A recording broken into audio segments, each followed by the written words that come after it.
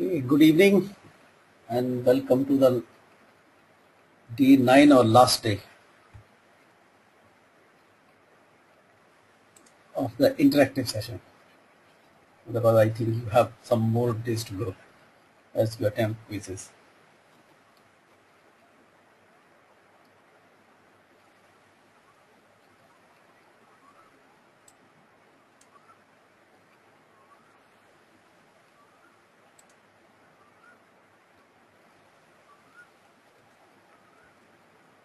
Hi Pavlov, we are missing your photo actually. I really love to see your at least your face.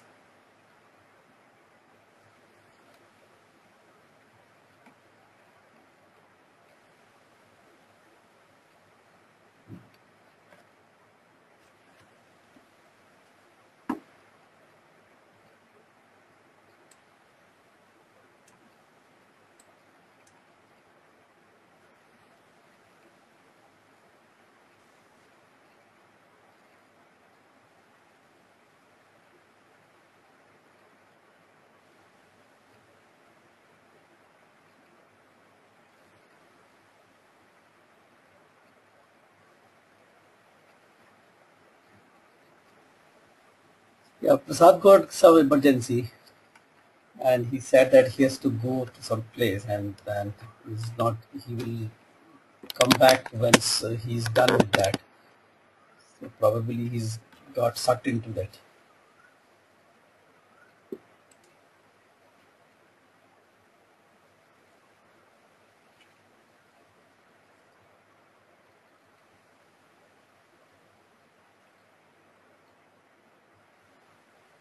Right. So Barbara, if you have some photo ready even during this session, you pass it on to me.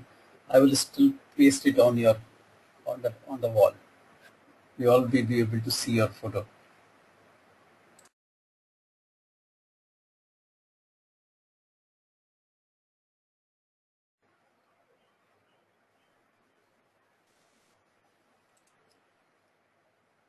Okay. So we were doing stakeholder management yesterday. So before we start my pet statement, you have any question?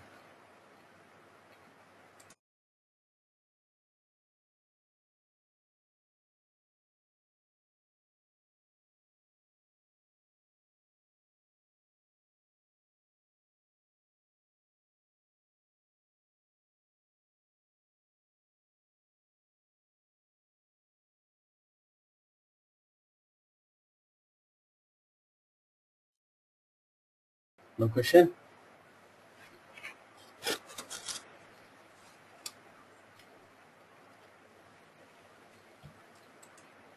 Okay. So let's get started with stakeholder management. I will do a recap what we did yesterday on the stakeholder management, and we'll continue from where we stopped yesterday.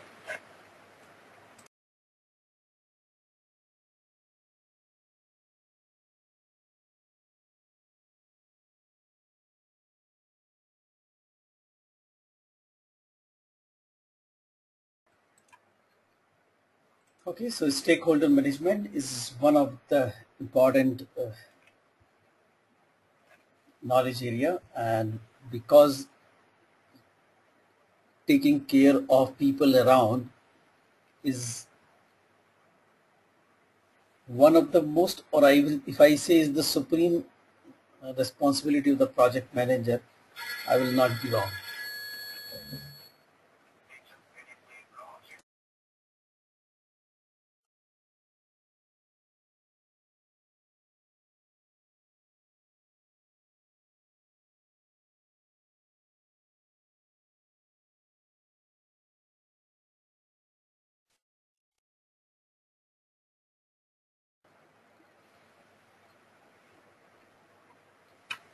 So this is, if you look at Modi's win, stakeholder management is one of the most important things which he has done.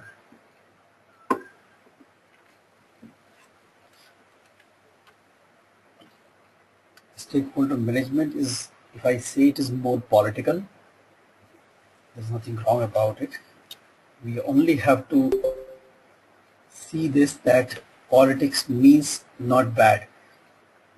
Politics, in the current political scenario, politics has become a bad word. Otherwise, politics is not bad. Politics means related to people.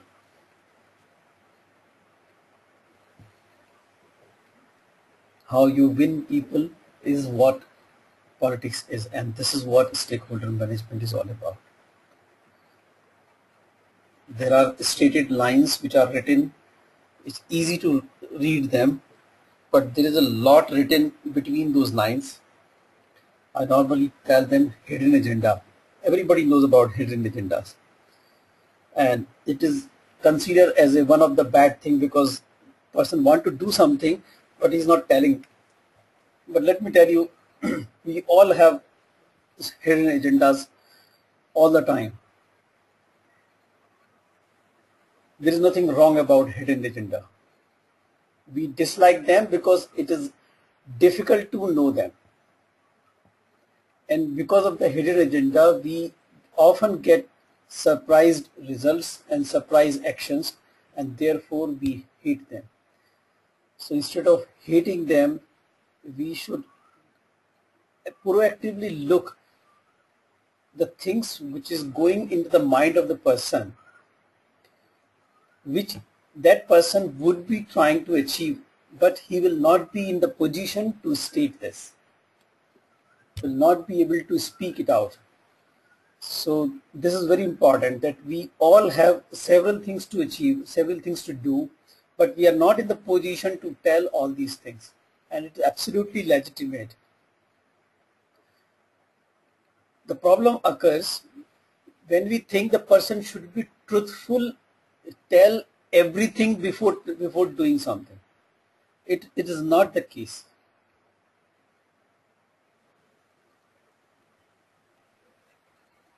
Hidden agendas should be good for the organization, otherwise it can be counterproductive. Up to certain level, I agree, but my opinion is that hidden agendas are mostly personal. And when there is a no conducive environment about talking about those personal things, actually there is a personal, very personal things which are difficult to narrate or difficult to speak out. And those things are hidden agendas. Stakeholder management is nothing but proactively working with the people and trying to understand what they want to achieve but can't speak. Because that is the real objective. Like I said in the previous example, that a team member in your project want growth. Does he need to state this? And if he states this, that I want growth through this project, the project man, most of the project managers will label him as a selfish person. Because of this labeling, the people do not speak out about personal things. But this agenda doesn't go anywhere. Everybody is there in the project for taking away something for themselves. You are working somewhere, you want payment, right? You can't keep telling the person, I'm working here to get the payment at the end of the day. If you keep telling this, people will say, he's too much focused on the money, and he doesn't tell. Still the things are same.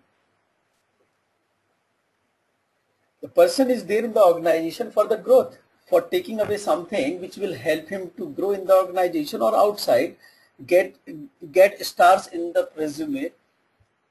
Is it something wrong to get all those things? Nothing, but still, and nobody will tell this. In fact, it will look bad if they tell. But this agenda doesn't go anywhere. We need to understand this our own. In fact, it works everywhere. Even our home, it works. Your children will not tell you several things because of the fear that I don't know what parents will tell, what my father will tell, and they will not tell you anything. They will keep it hidden till the time it revealed automatically. Or because in the home you anyway get it. Everywhere it is. The stakeholder management is all about understanding, talking to the person, talking positively, getting into the mind of the person. Do not go with what the person is exactly saying, but looking at what exactly this person should be looking for, not what he is looking for, should be looking for. Many times people are not in the position to speak out. Even they themselves don't know very consciously that they need this, but subconsciously they need that. Now, at a higher level in the organization, people try to beat each other to get their agenda and move into the hierarchy. Now that takes little ugly situation, and that's what we call politics. That you are beating other person to move to get a specific position, taking undue advantage on the other person. So that kind of hidden agenda and normal hidden agendas are different actually. So those are definitely political hidden agendas where you harm other person to get an edge in the things. But there are situations, there are in most of the cases, hidden agendas can be achieved without harming other people. In fact, in a team, if team works on the problem, on the project, if continue focus everyone on the projects, or project manager bring everybody focus on the project, at the end of the day, everybody can get his own hidden agendas achieved. Unless it is negatively minded to harm others. In fact, those things can also be molded if the environment is positive. And therefore, in the team management, the resource management, human resource management, we talk about that one of the important things project manager has to do in the project is to create a productive environment. If the environment is productive, people become productive automatically.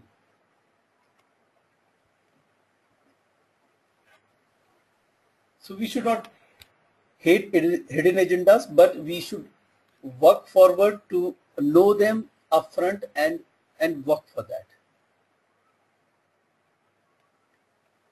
In fact, if you understand the hidden agenda of the other person, or what the person would want to achieve but can't say, and you do that, this will bring the biggest happiness to the person. And that applicable to your boss also. Boss will not tell you what 10 things he wants from you. You can work with him and can understand what he would be looking for. And if you do that, that will bring much more happiness than doing explicitly told things.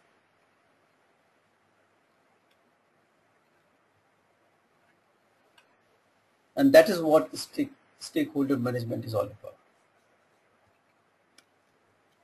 Though here the structure which is given is more is a quite explicit structure that can be used up to a certain extent, but you should not limit yourself to these structure.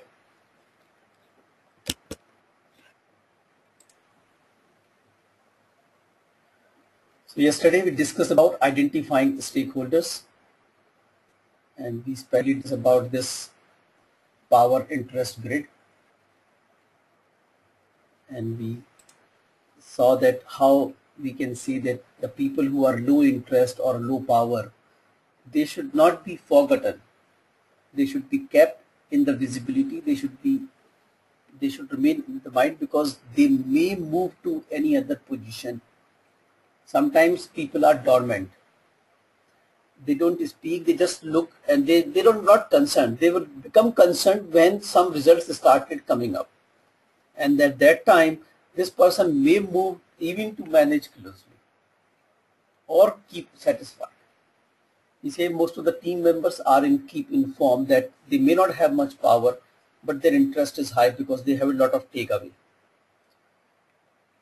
On the customer side, on the management who are not taking day-to-day interest in your things, but they are very powerful and they can make and break in your project. So they normally come into your vendor management team on the project.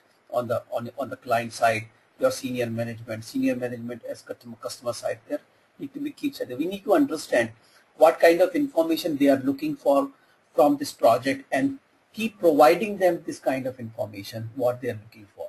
That will keep them satisfied.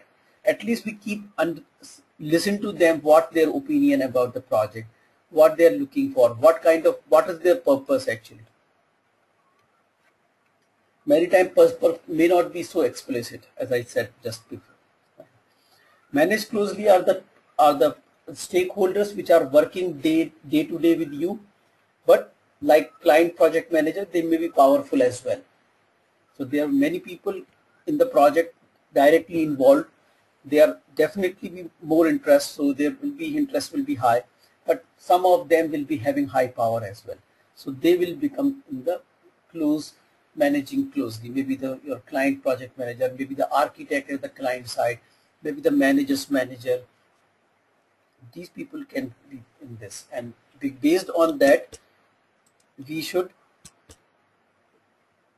prepare a stakeholder management and put a potential strategy for each stakeholder identified.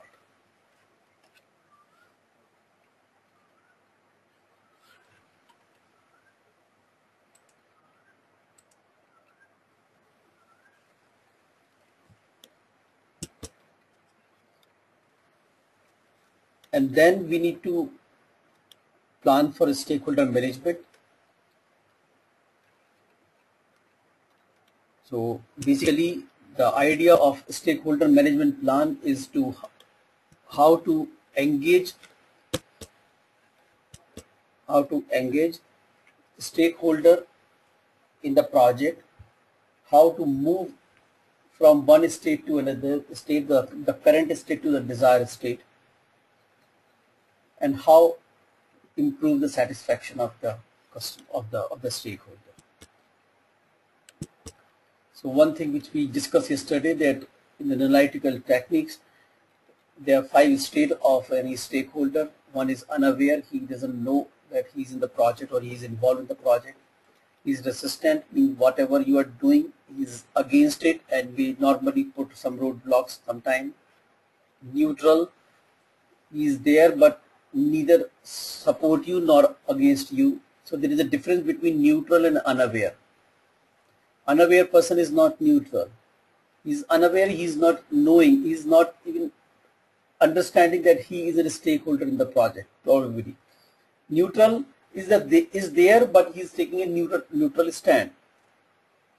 Supportive, the person who what you are doing is helping you in doing that and support you in doing that. And leading, the person who is taking some initiative in the project, he is actually driving them. Now there is a possibility that person is in some state, but to get advantage in the project, to get project done, we should move this person from one state to another state. So C stand for current and D stand for desire. So like stakeholder 1, he is currently in unaware state, means he is not involved in the project. He may not be even bothered about it. He may not be even knowing that this project is concerned to him. Because we need his inputs in the project, because he can help us in achieving some of the project objective, we need to move him from unaware to supportive state. And this will, when we put this, our stakeholder management plan will have action items to move stakeholder 1 from unaware state to supportive. The stakeholder 2 is currently neutral, we have to move him into the supportive state. Stakeholder 3 is currently in supportive, and we say it is fine. No need to do anything. Stakeholder management plan is basically how to engage the stakeholder more and more in the project at the earliest possible, move him from this current state to the desired state, and the action and the proactive action plan for moving the person from the current to the desired state. It is also about documenting the needs of the stakeholders, the issues, the information needs, and providing them the information they need in the format they look forward, at the frequency they look forward, and meeting their requirements to improve the overall satisfaction. In managing the stakeholder,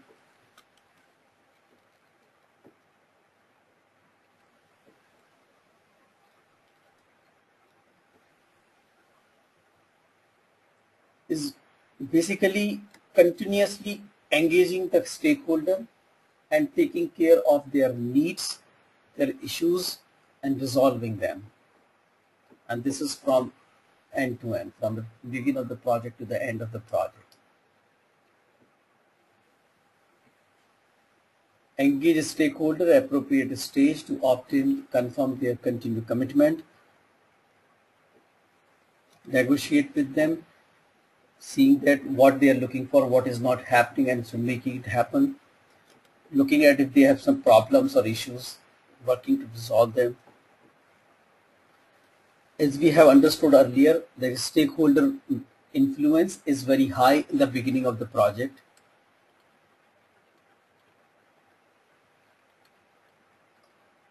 This is the timeline. So in the beginning, the project stakeholder influence is very high. As we move ahead, the stakeholder influence goes down.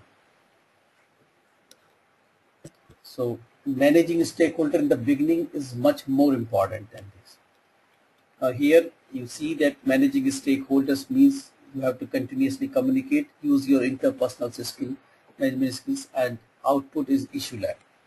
Now in this, the issue log is one of the output, but if you ask me, issue log is an important tool which help us to document all the issues, all the needs of the stakeholders as and when they come, and following them for the closure.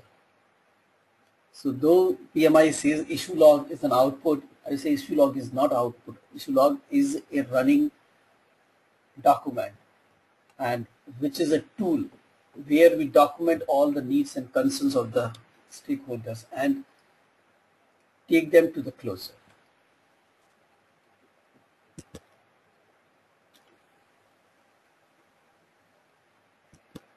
Change log could be an input. Communication method, we have discussed a lot about communication. All that communication is basically to communicate with the stakeholders. Use your interpersonal skills, especially the conflict management and decision making kind of thing, which are every day you need to take some decisions. How you involve stakeholders in those decisions, how you resolve conflicts among the stakeholders, it will lead to the success or the failure of your project.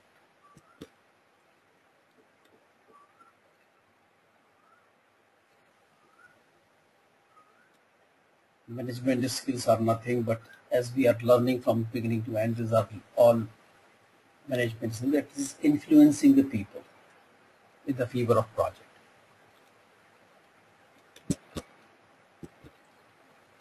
Now, issue log is one of the thing, and in my opinion, you should create an issue log as soon as the project starts. As and when things are cropping up, or the customer is reporting, or customer is raising any concern, or talking about something, even not raising concern, we need to immediately log this into issue log, so that we can track this and take it to the closure before it becomes an issue, or before it becomes a problem, or before it impacts the project. So issue log is one of the very important things. During this time, there will be changes as all the control processes have. So execution process have. So during the execution, managing stakeholders engagement is one of the important things. This, as I said, this is a quite a political thing, and a lot of managerial soft skills are required to manage this. And issue log normally help in keeping them remembered and taking to the issues to closer. Controlling the stakeholder engagement is about seeing that things are happening as per the expectations. If they are not, then taking corrective and preventive measures. So we have thought of some strategies. We have prepared a stakeholder management plan, and we are acting during the managed stakeholder engagement on that plan. And we need to continuously validate if that plan is working, the strategies are working, if they are giving positive results. If not, we need to take corrective and preventive measures. The issue log is an input. Work performance data, that is the work which has happened as of now, the plan. And information management system is the things which will help us to exchange the information. Work performance information is about the plan versus actual. So showing that what was planned, what has happened, how much is deviation. If there is a deviation, we raise a change request and bring the changes in the project plan or in the stakeholder management plan. We keep changing stakeholder register and issue logs.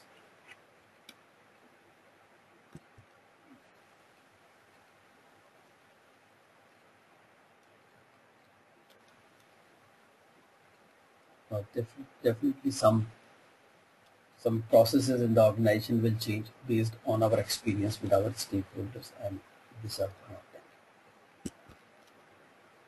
So this closes the stakeholder management. If you have any question, I would like to address them.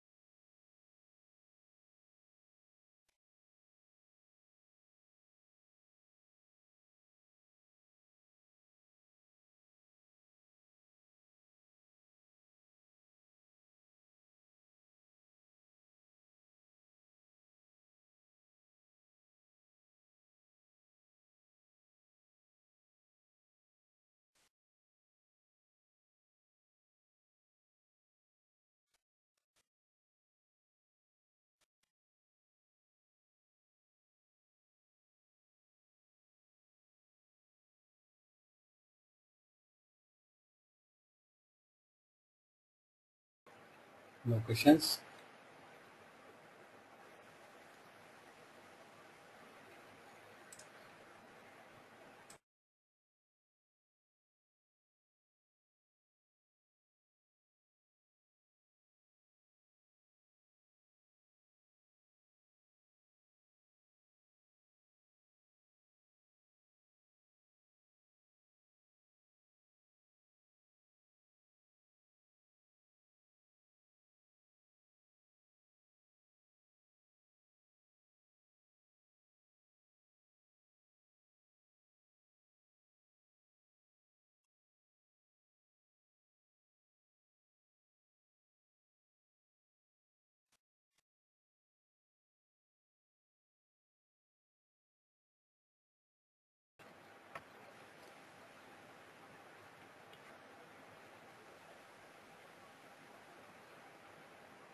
So now about the professional responsibility.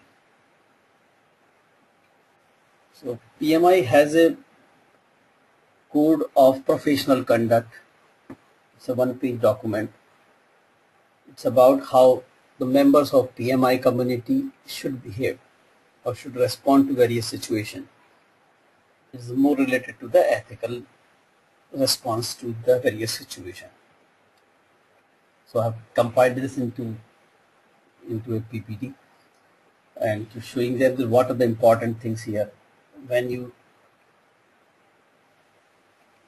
encounter a situation which challenge you with conflict of interest, where the favor is being expected, how to deal with them, what is the right thing to do.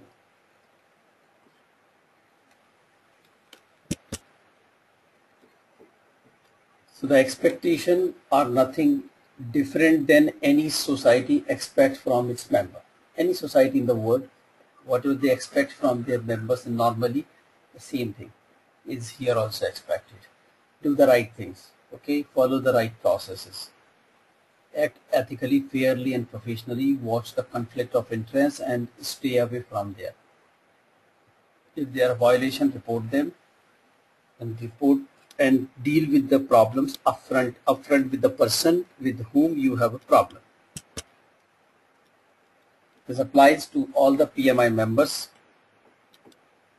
So if you are a member, it applies to you. If you are a PMP credential holder, it applies to you. If you are a volunteer of PMI, it applies to you.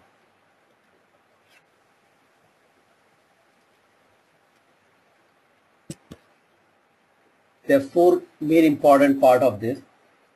The first is responsibility, second is respect, third is fairness, and the fourth is honesty.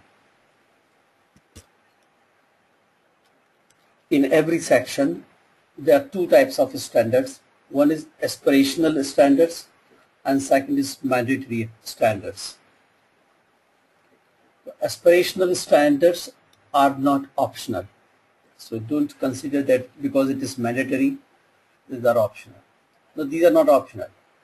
The difference between mandatory and aspirationals is this, that mandatory standards are easy to measure. You can crystal clear identify are you complying or you are not complying. While the aspirational standards are difficult to measure, and therefore in a specific situation it would not be so easy to figure it out, are you complying or not, and it may require a lot of assessment or understanding or getting into the problem or getting into the situation. But both are mandatory.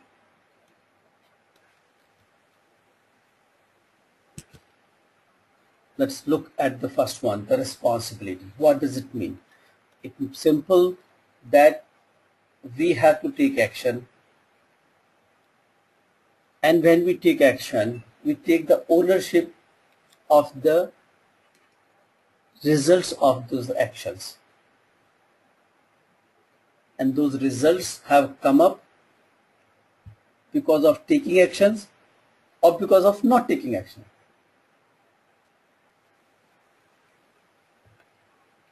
So we should own the responsibility of our action of taking it or failing to take it at the appropriate time.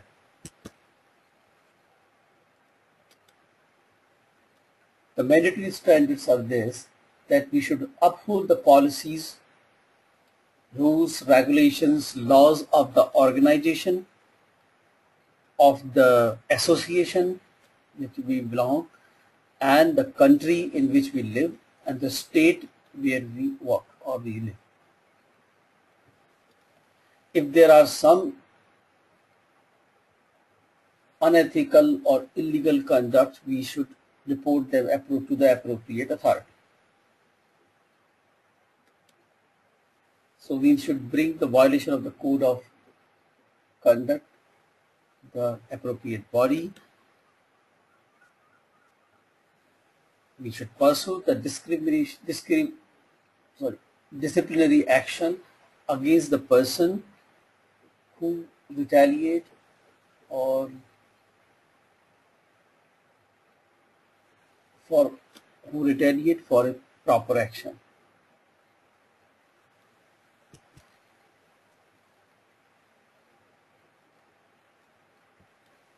we should work in the best interest of the society. You will see that aspirational standards are not so black and white in wording.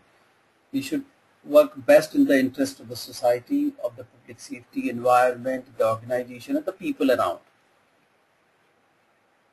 We should take only that work which is consistent with our experience, skill, and qualification. If the work which comes to us, if it is not inconsistent with our experience, skill, or qualification, we should refuse it. Or even if we take it, we should disclose it that we do not have any qualification or experience in this ground, but we believe that we will be able to do it. We should disclose this.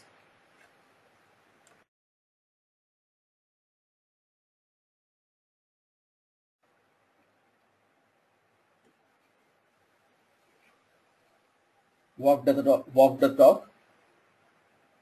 Let me tell you, whatever mentioned here, in many situations it becomes difficult to do that, but we should continuously be looking for that we should do it.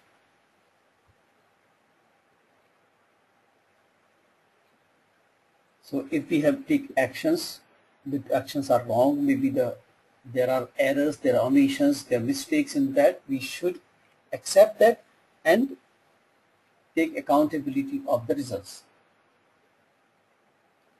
Any kind of violation, mistake, issues, we should bring it to the appropriate authority. We should respect the propriety, the IPR, and the confidential information, and uphold this code of conduct.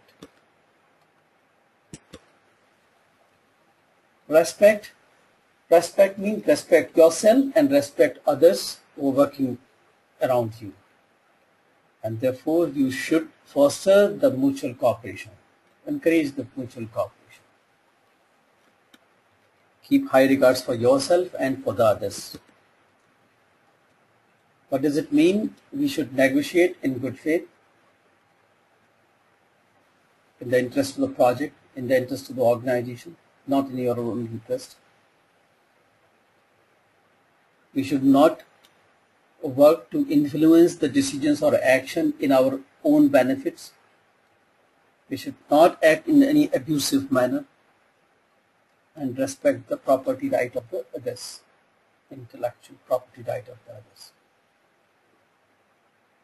Wherever we go, wherever we work, we should see that we are keeping ourselves abreast with the norms and customs of that place. We should respect the point of view of the other people, and therefore we should listen carefully and should respect that, and we should respect the situation that different people may have different views. So in these cases we normally say we should understand that we have to agree that we remain disagreeing on some points. Agree to disagree.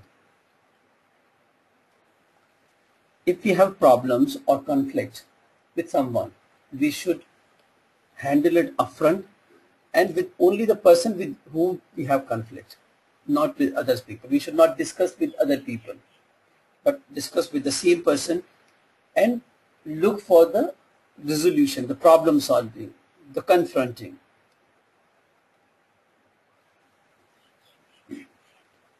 We should conduct ourselves in the professional manner. The special thing is that when it is not reciprocated. So the other person is unethical doesn't mean that we should also be unethical.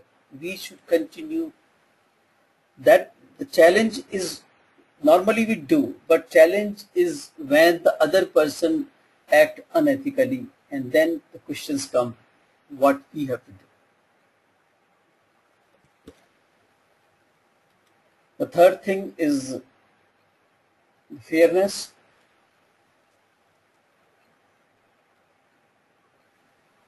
The fairness in our decisions, transparency, letting people know that how things are happening, impartiality, no discrimination, especially with respect to the race, sex, etc. Wherever there is a self-interest, we should see that it should not come in our decision making. If that is coming, we should stay away from the situation. So any kind of conflict of interest, we should stay away. So there will be conflict of interest in many situations where our self-interest and the professional interest will compete. In such case, the first thing we need to do is to disclose it. Second thing, we should stay away from it.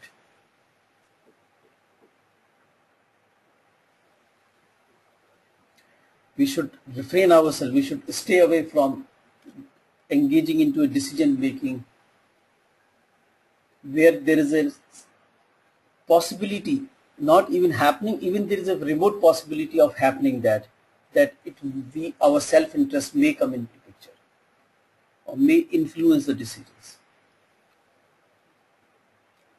There should be no favoritism, no discrimination, especially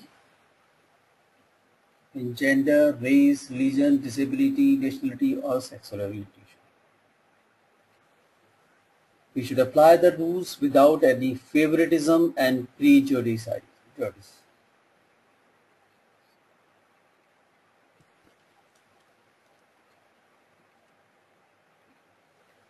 We should maintain the transparency in our processes.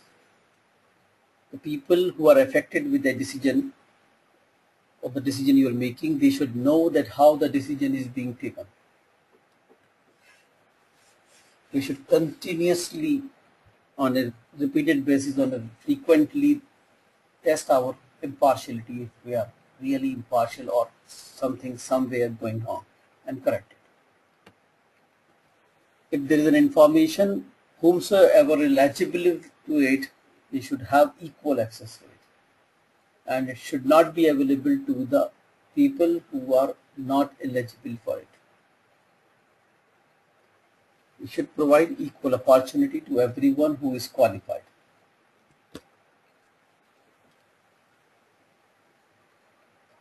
The fourth and the last one is the honesty, and we should work in a truthful and act in truthful manner, speak truth, disclose things which are right. We should not engage in any behavior that is meant for deceiving others, keeping them away from the legitimate things. Anybody who is eligible for information, for a place, for a situation, we should provide, and we should not engage in an activity which is deceiving them from getting it.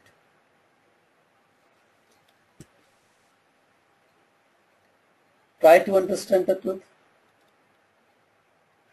We should speak truthfully. Do not hide any information or say anything wrong. Even hiding information is something wrong.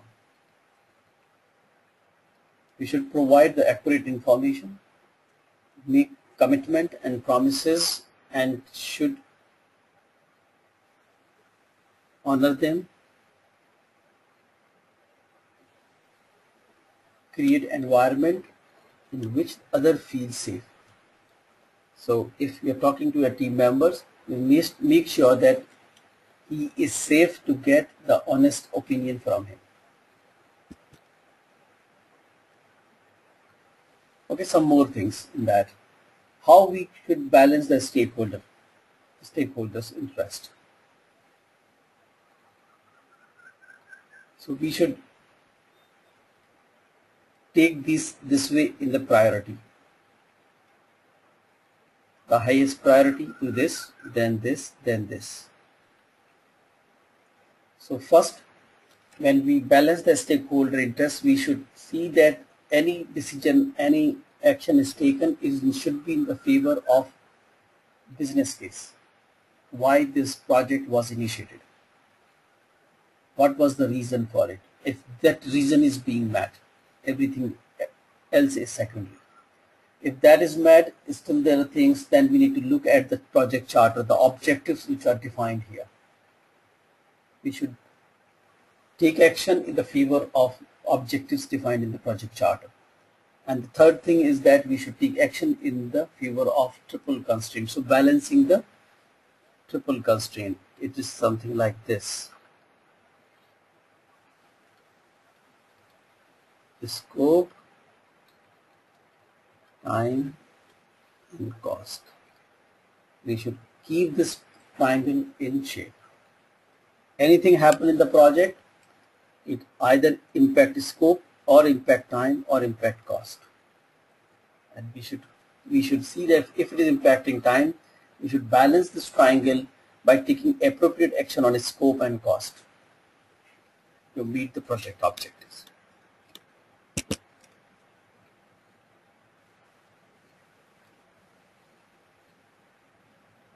When nowadays virtual teams are very common, the distance are getting shorter and shorter, and that therefore we work with other cultures. Even in India, the diversity is one of the strength actually. So you go from one place to another, the three cultures are very, very different, and even you don't understand what the language people speak. In such cases, now this is one thing, but we are working now in a global economy where the people from so many countries, so many cultures come together and work, and therefore we need to take care of some of the things. Some of them is embrace this diversity. You should see that diversity is going to exist there, and people will see the same thing very differently. We should prevent the culture shock by demonstrating patience. If somebody has said something, we don't like it, we should observe patience and stop ourselves in reacting to that thing. We should understand the others' cultures and see that what is right in this situation and try to absorb that.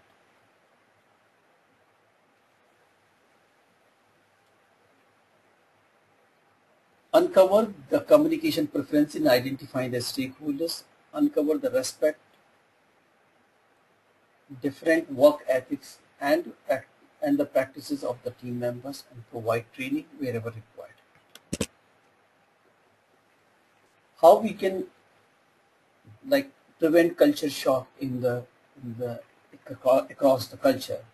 By exercising self-control, patience, maintaining an open mind that there will be different views on same thing, communicate effectively, bring awareness as much as possible, embrace diversity, accept that diversity is going to exist, exercise tolerance against the persons, and exhibit empathy. Try to understand other person's point of view.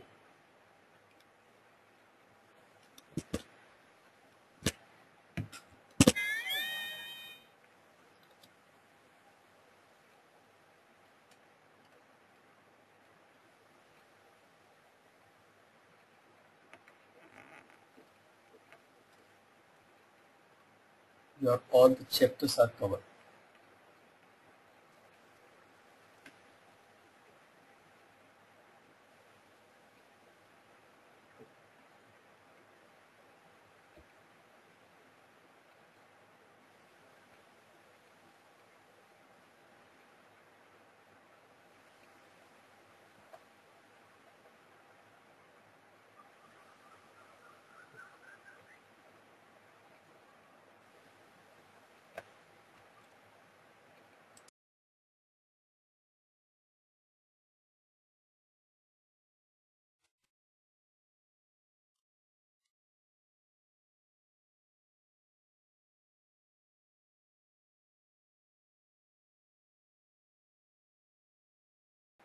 What do you think we should do next?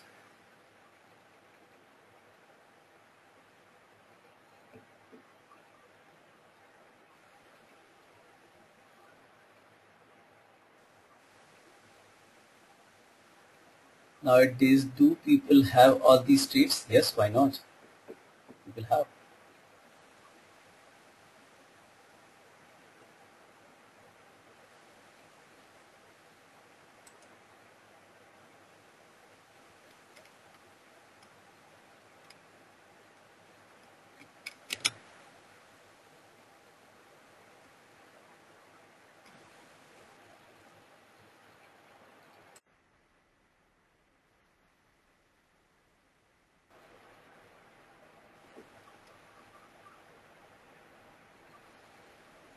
We will give some specific examples.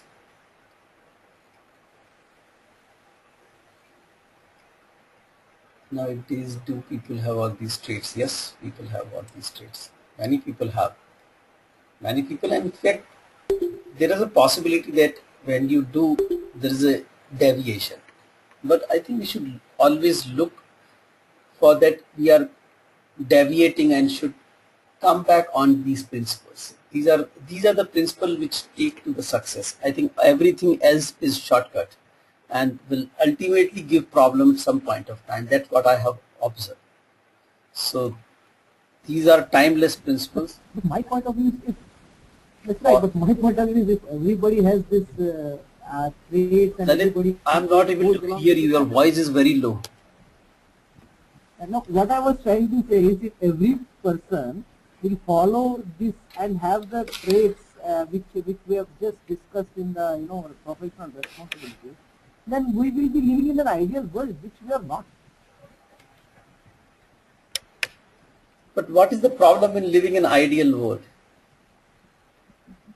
I want to live in an ideal world. I want to live in an ideal world, but I'm not because every day injustice is being done to me.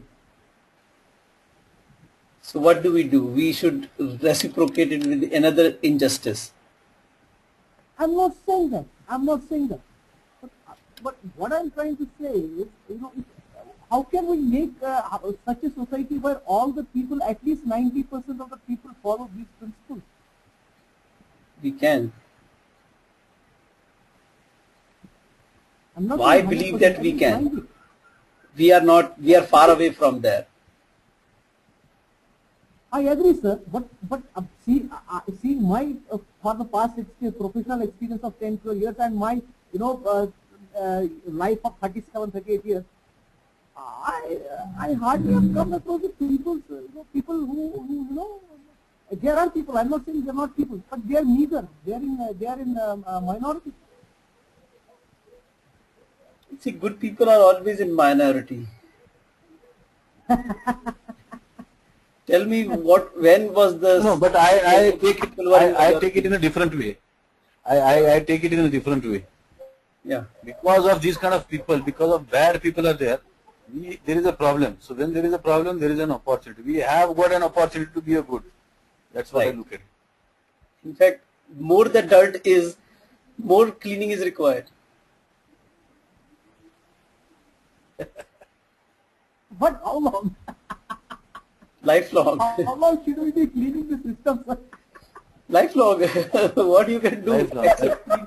Tell me if I simply say even we are also not ideal. Suppose. No, we are also not ideal.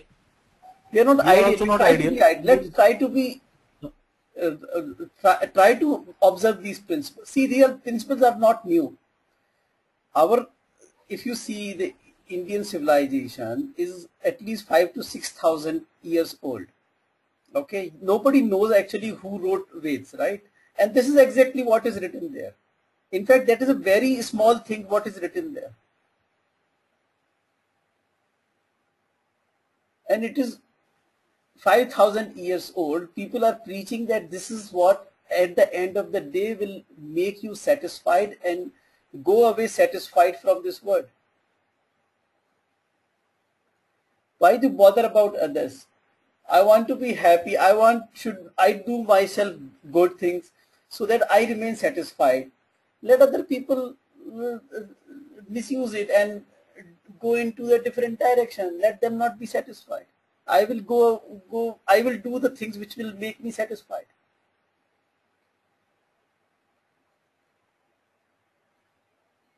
See, there are few text lines here in the code of like this code. Otherwise, if you see what is written in Ved and then Gita and other things, these are same. This is, I will say, a very small portion of that thing actually.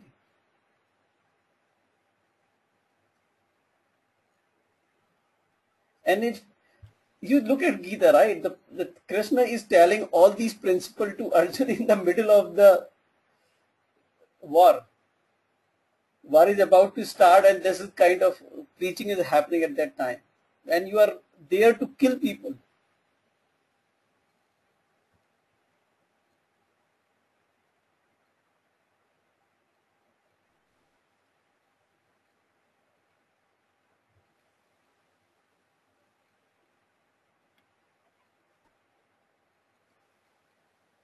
Bhagavan Sri Krishna, when he was the Sarthi of Arjun, he was asking him to kill, but that was for some purpose. That was to defeat the evil, right? Can you say it again? What I was trying to say is when Bhagavan Sri Krishna was,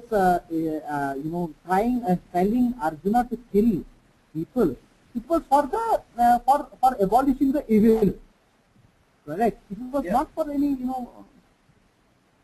Yeah, but here also the same thing, right? yeah, Because other person is not good, that's why we have to be good. Right? Every day is a war, right? For us. Yeah, that's right. That's right. Every day is a war. Yeah. Every Of day is course. a war. So if you think from that point of view, what you are doing, you're trying to do something right. Other people are preventing you to do something right. Of course.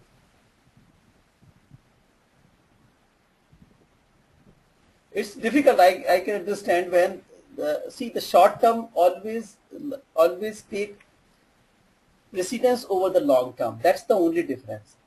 If you observe these principles, the results will be long term. Means they will come little later. In the short term, you're going to suffer actually. But if you violate this principle in short term, you will gain. But at the long term, you're going to lose actually.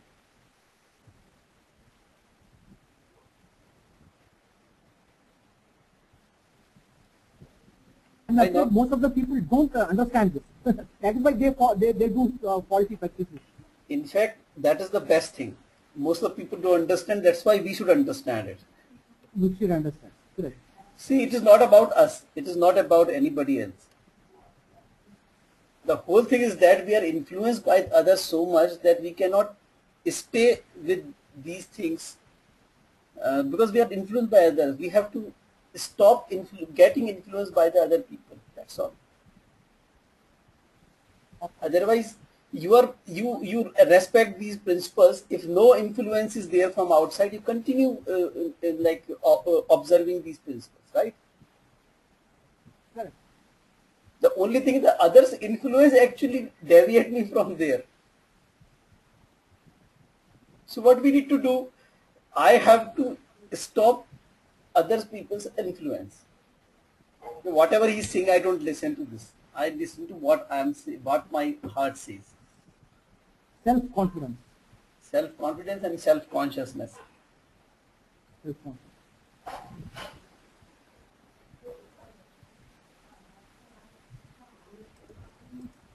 Okay, so there are something here. Nowadays, okay, if that is fine, will you give some specific instruction on PMP certification? I will give, okay. On entire project report, maybe case and templates. Okay, I will take you through a journey of a project, okay. Some case studies discussion which you may have in last batches. Okay, I don't know what, I think we have done some discussion. How many mock exam of full length we will get? N number. There is no limit. Let me tell you on this virtual learning center where you have to give one quiz and its quiz is not repeating.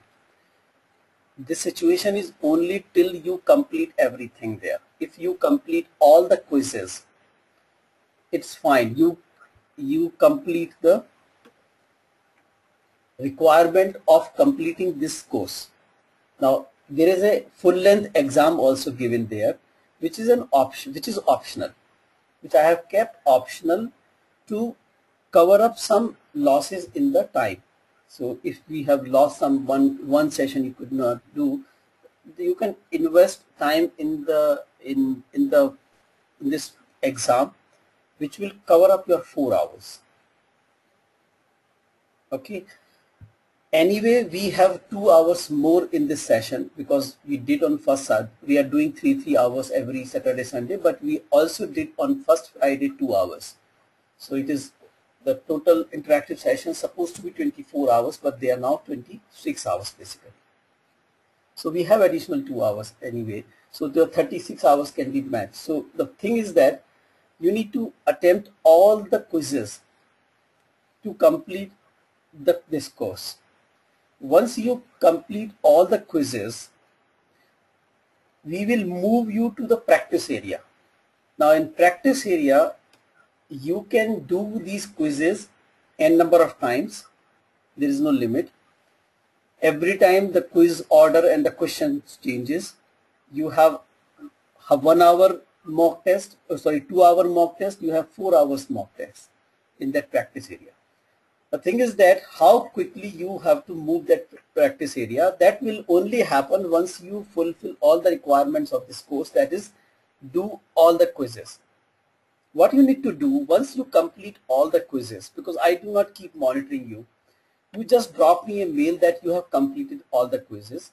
We will take the report from the system and will issue you the certificate and move you from workshop area to the practice area, where you can take these quizzes as many times as you want.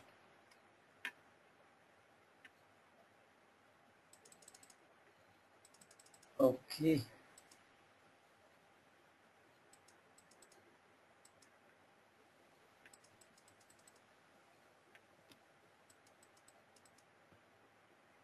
I've completed 9 quizzes. So I think 2 more quizzes are left, right? There are 11 quizzes, I believe. 12 quizzes. So you complete just drop me a mail once you do all the quizzes. We will take the report from the system and will issue the certificate and move you to the practice area where you can do more practice.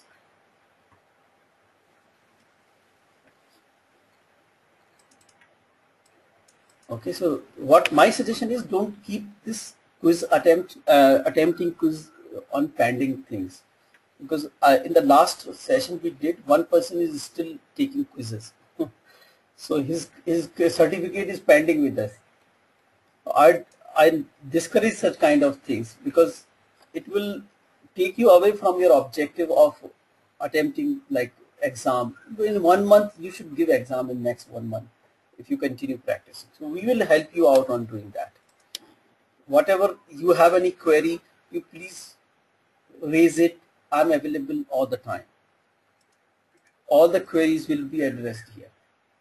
So, but I say you focus on that next month I have to give exam and pass it. 1 month is more than enough. I will going to give you a schedule. If you follow that schedule, I'm sure you will go through in 1 month.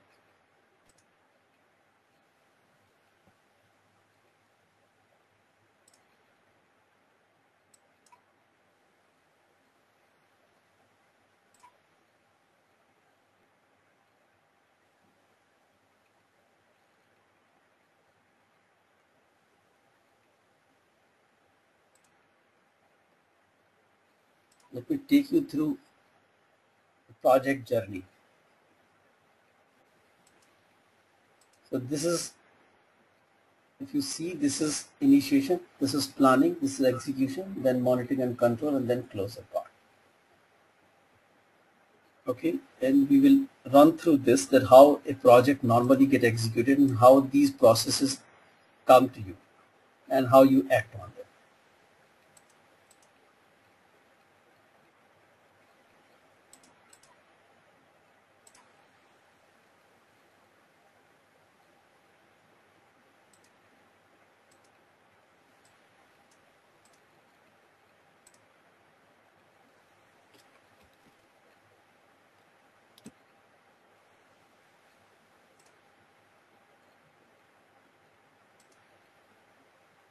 Okay.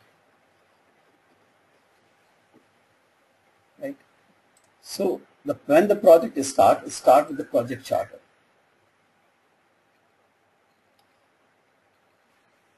Okay, the first thing is to develop a project charter, that is the project objective, high level plan, business case, budget, etc. The next step is to identify all the stakeholders. We learned just some time back. Once this is identify all the stakeholders and prepare a register and have a strategy for it to deal with the stakeholders. And then you get onto the project management plan immediately and see that you in the project management plan you are addressing the scope, time, cost, HR, risk, all the areas in project management plan. I showed you a template which more or less cover all these areas. So your project plan ideally should be ready before you go for the requirements, but there is a fair possibility it may not be because we know little about the project. So we also suggest that go with the progressive elaboration. So though it looks sequential, it may not be sequential, it may be iterative. So you prepare a project management plan for the requirement phase, so that you can execute the requirements. And during this time, when the requirements are getting executed, you are getting collected, getting compiled, you can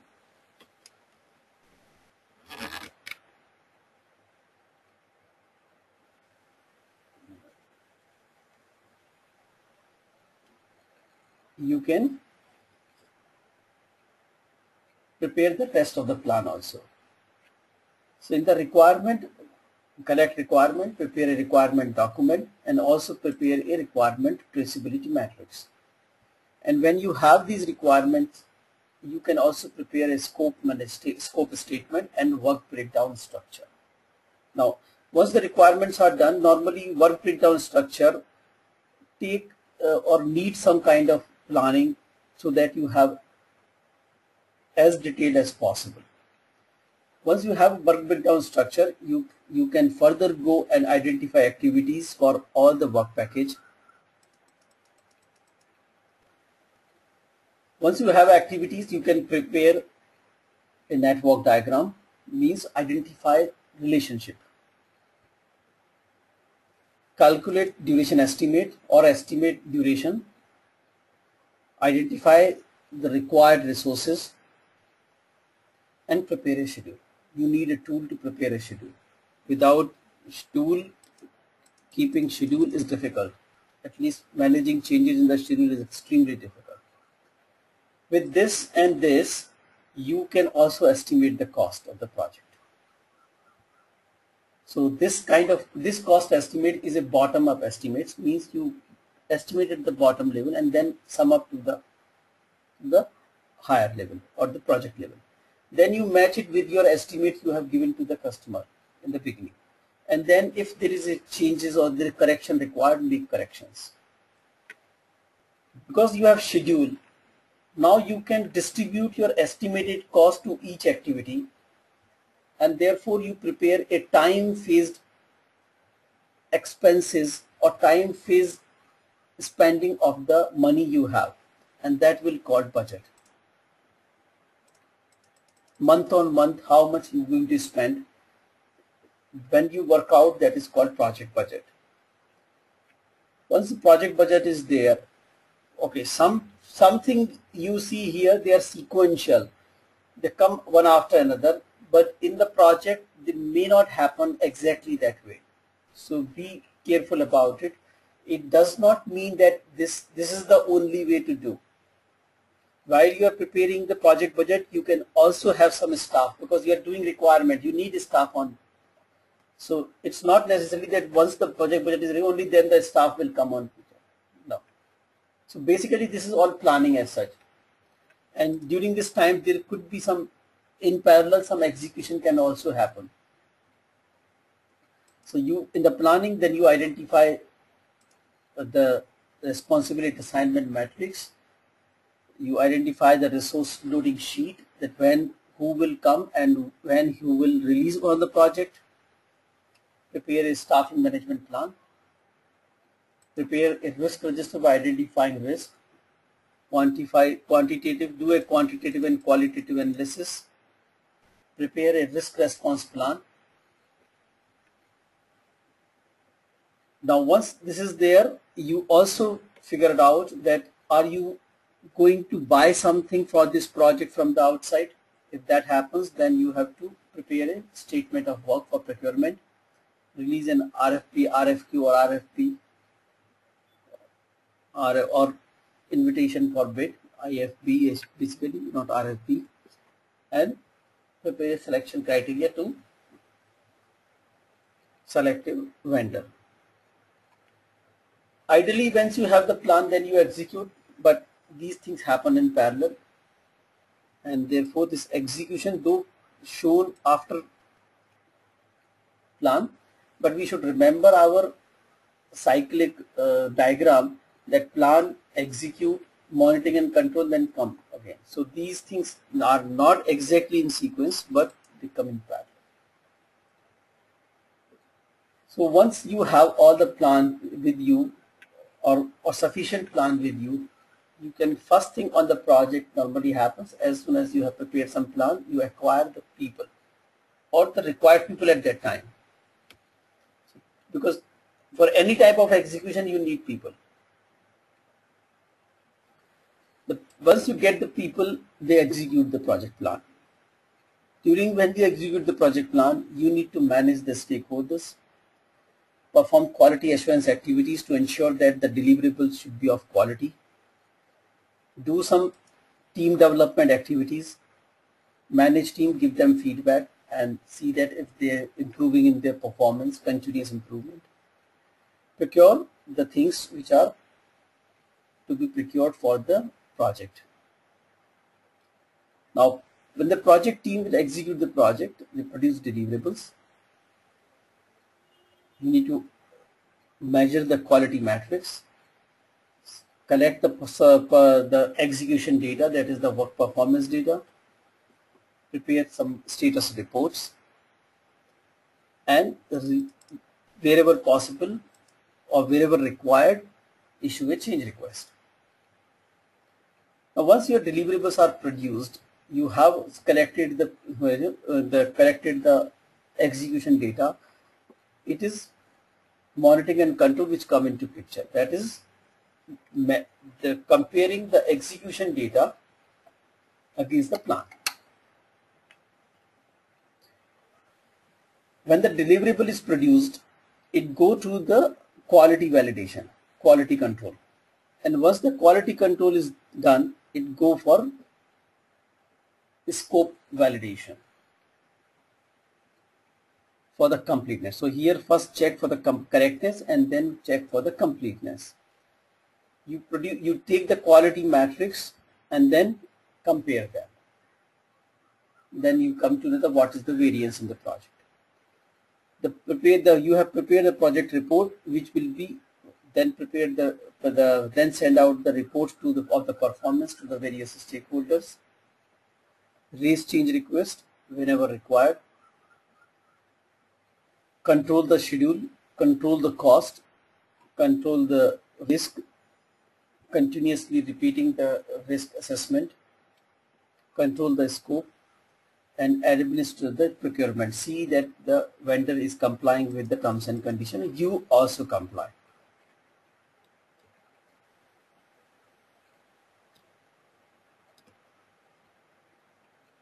If you see, these things are cyclic.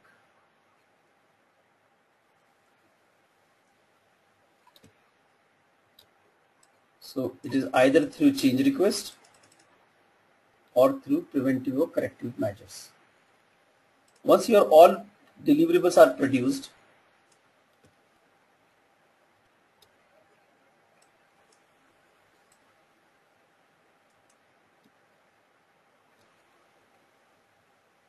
you close the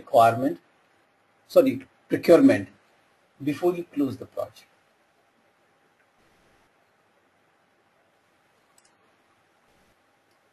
Will you please share this block diagram? Sure.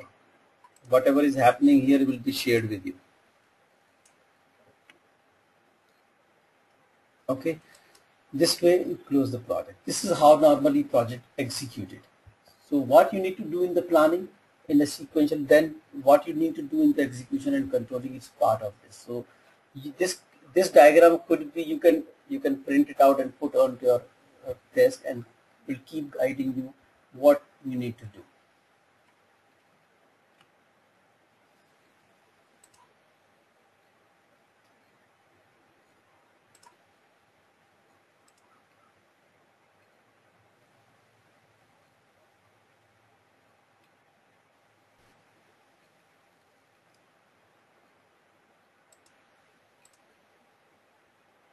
Okay, let me take you, what you like, share with you with some of the things which are required for PMP exam.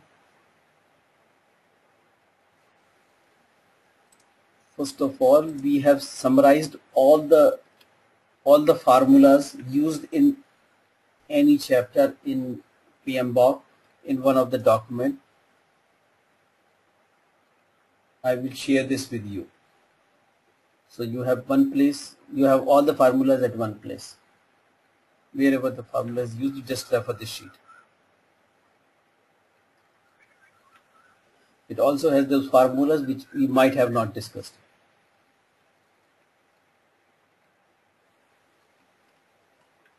All the, either it is related to 3-point estimates, part estimate, critical path, earned value management, some NPV, internal IRR, payback period, some quality related formulas, communication channels, etc.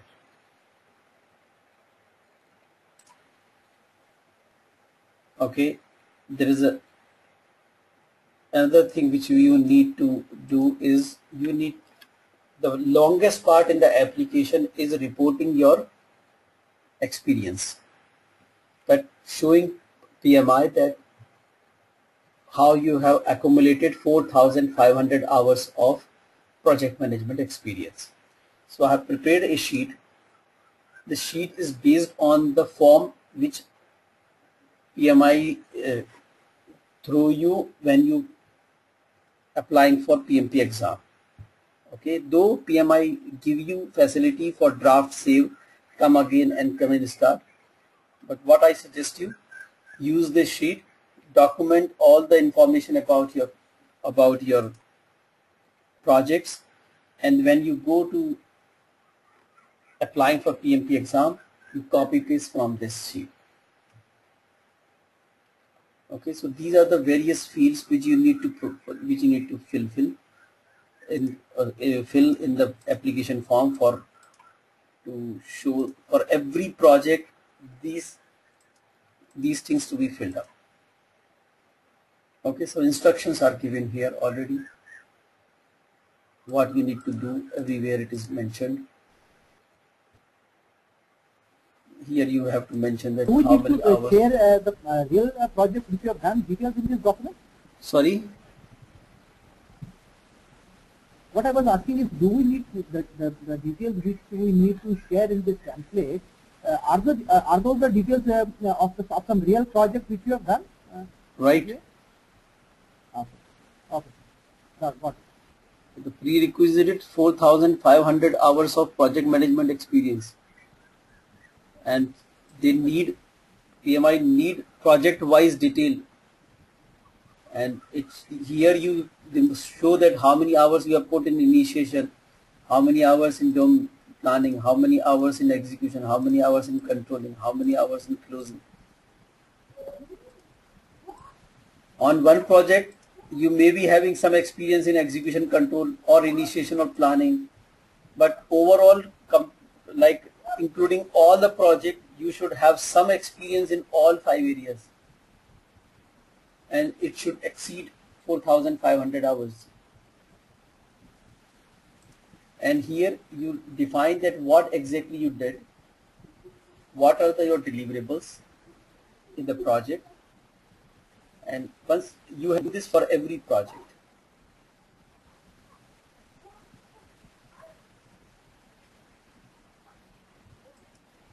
So this sheet I will share with you.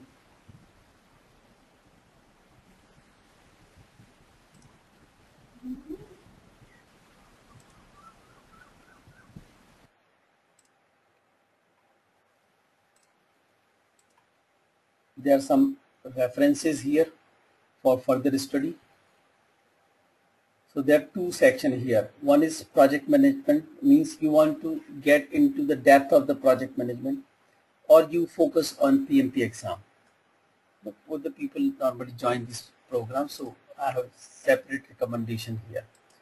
So if you are focusing on project management, Harold Karsner's book, A Systematic Approach to Planning, Scheduling and Controlling, is very detailed book, quite thick, and lot of examples are given, questions are given. It's very comprehensive, can be used as textbook, and it is explained from very basic to the advanced level. But yes, it is going to take time. There is the book Project Management, a Managerial Approach by the Meredith and Mental. There is another book Project Planning, Scheduling and Control by Lewis. And there is an Unvalued Project Management, Fleming and Copyright. If you want to focus on PMP exam, then look for this book. This is the, I think this spelling is not right. Mulkey's book. It can also be referred, but I will discourage if you are focusing on PMP exam. Either this book or this, or you can use this book also. Only caution which I tell you about this book tells you several times that it is very difficult to pass PMP exam. Wherever you read this, just ignore it. That is the worst part of this book. Otherwise the book is good. A lot of examples are given, lot of question answers are given. You can practice it. It will help you a lot. But wherever it is written, that it is several times it is written. So please ignore all the time that it is very difficult to pass PMP exam. It's not that difficult as Mr. Andy Crow has explained. Okay, so I will also send this to you.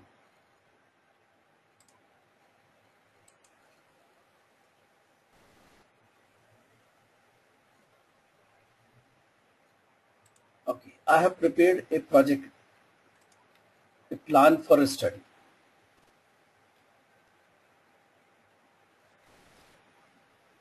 Probably he might have prepared a lot. So he thought that everybody would be like that. But yes, you have to take it seriously.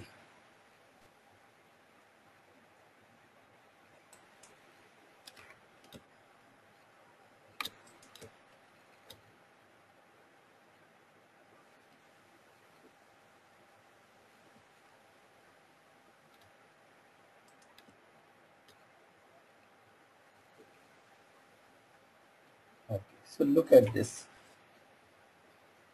It is very simple. Anybody can prepare, but nobody prepares. Okay, you know that is, you remember the story of anybody and somebody.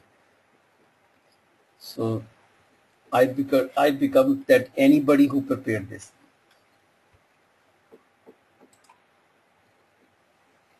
Okay, so I normally suggest, if you're really focusing on PMP exam, you should do this first in the morning. So you are relieved that most important job in today's agenda is done. So you're satisfied. You will do not carry this to the evening 6 p.m. to 7 p.m. When you starting a day, complete this. So what I suggest, have 2 hours a day. If you have to leave home before 8 a.m., I will suggest you to wake up at 5 o'clock instead of 6 o'clock for 1 month. Life is tougher actually. And what I suggest, that first you review chapter, then attempt questions, and then analyze them. Okay, so what I suggest, this is repetitive continuously. If you see, this is repeating every time. First, because I say project management framework, that is comprising of first 3 chapters. So review first 3 chapters. Take 1 hour, complete 1 hour, review that what is important there. Attempt 50 questions. If you do not have 50 questions, if you are left less questions, attempt less questions. Attempt 30 questions, not necessarily attempt 50 questions. Okay. Attempt 30 questions. Then your day is over. Okay, come to the next day, or maybe the same day. You can make them right or wrong also. Verify also what is wrong, which one is right, which one wrong, where you are doubtful. So mark 3 things: where you are doubtful, which one you correctly take confidently, and which one you incorrectly take. Okay, now your challenge here is the real learning will happen now. Up till this 3 stage, you have reached to a place where you know where the problems are. Now, if you do not work on these problems, keep doing questions will not help you. Now the thing is that we need to go back to the chapter. We need to go back to the study material we have. We have to go back to the every helping hand available to us to fill this gap. The confusion, where I was not confident, and where I have ticked incorrectly, and I have to check why I not just understand the answer provided, but check why I couldn't tick it right. Where the problem is, which concept I do not understand, or which is not clear to me. Reading the answer and getting convinced with the answer is one thing, but that may not give you the realization that where the concepts are wrong. I feel before you even read the answer, you try to figure it out which concept is not clear, which is making me to make this incorrect. Read the answer, there is no problem, but look at that, read that particular place and see that if this is happening, if you are understanding those things. If it takes more than 1 hour, put more than 1 hour. Because here if you see, review question with correct and doubtful, it doesn't take 1 hour. It take 10-15 minutes basically if you feel. Rest 1.5 hours basically is for you to learn it. And if that learning will not happen, by attempting question and answer will take a longer, and it is a more effort oriented work than intelligent oriented. It's a laborious work. It's not intelligent work.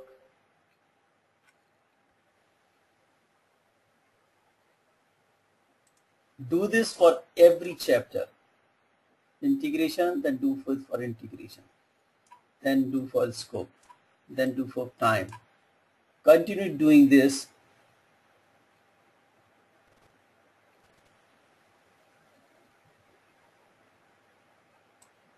This is your 24 days will pass.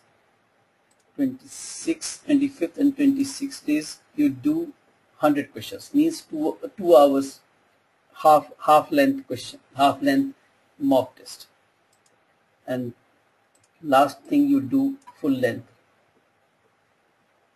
I'm going to give you some references of online sites where free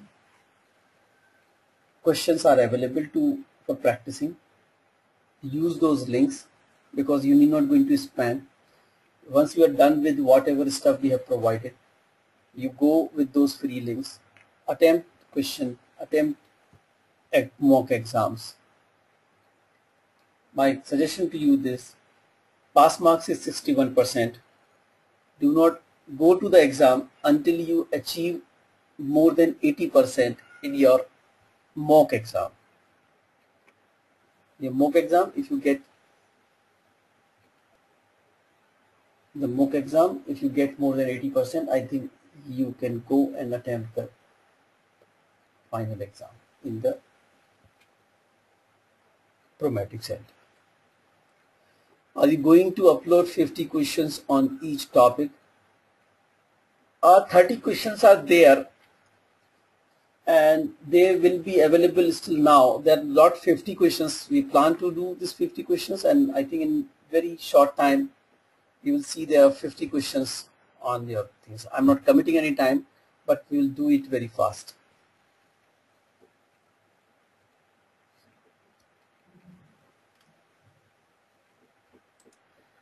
But to compensate this, or to this, we have given you some other free link also. You can go on those links and attempt questions, but we will going to make you, our idea is to give you really qualified questions which make you to think and make your concepts clear. So our questions are very much concept oriented to make it clear to you, not only feel that what is coming on the PMP exam, but also to understand the concepts. And that's why it takes little time to produce such kind of things. This plan I will send you. You can use this for tracking. You can change these two dates. Maybe if you are starting from maybe next Saturday or so, maybe you can change it to 6, 7, right?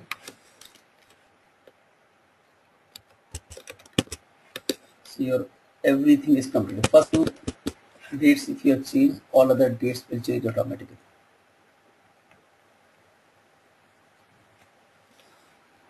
No, it will be again 6, 7.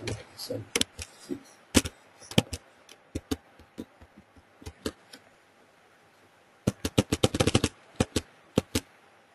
Right, this date, this time can also be changed. If you want to get up at 5 o'clock, put 5 p.m.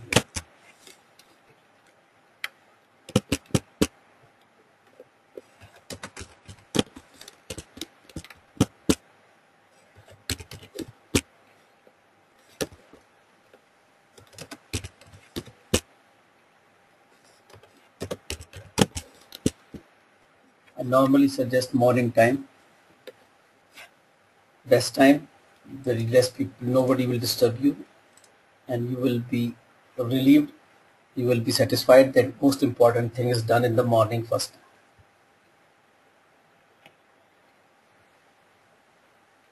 The instructions provided here, how to use it, I have explained you anyway.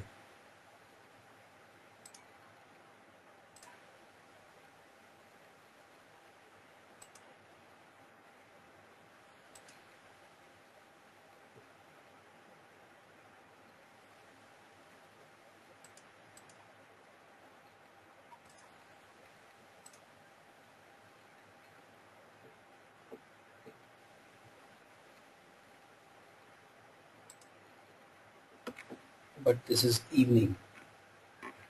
I'm talking about preparation, not talking about attending the workshop.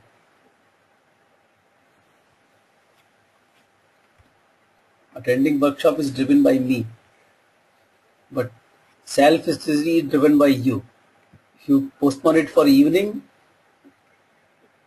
it's going to be a problem. At the end of the day, it is your convenience, but I can say with my experience with all the people with whom I have worked, and I take time management sessions for the people, for the managers, and that's what I recommend, and that's what we have experienced, that if you do not do the most important thing in the beginning itself, before the day starts, you're going to miss it.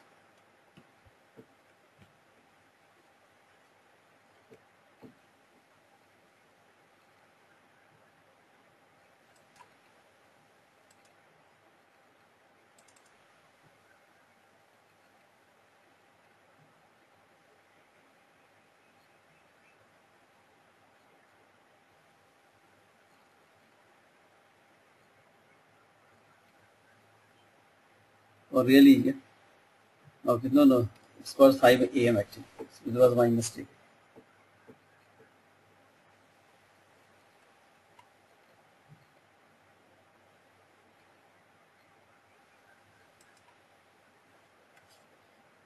Okay,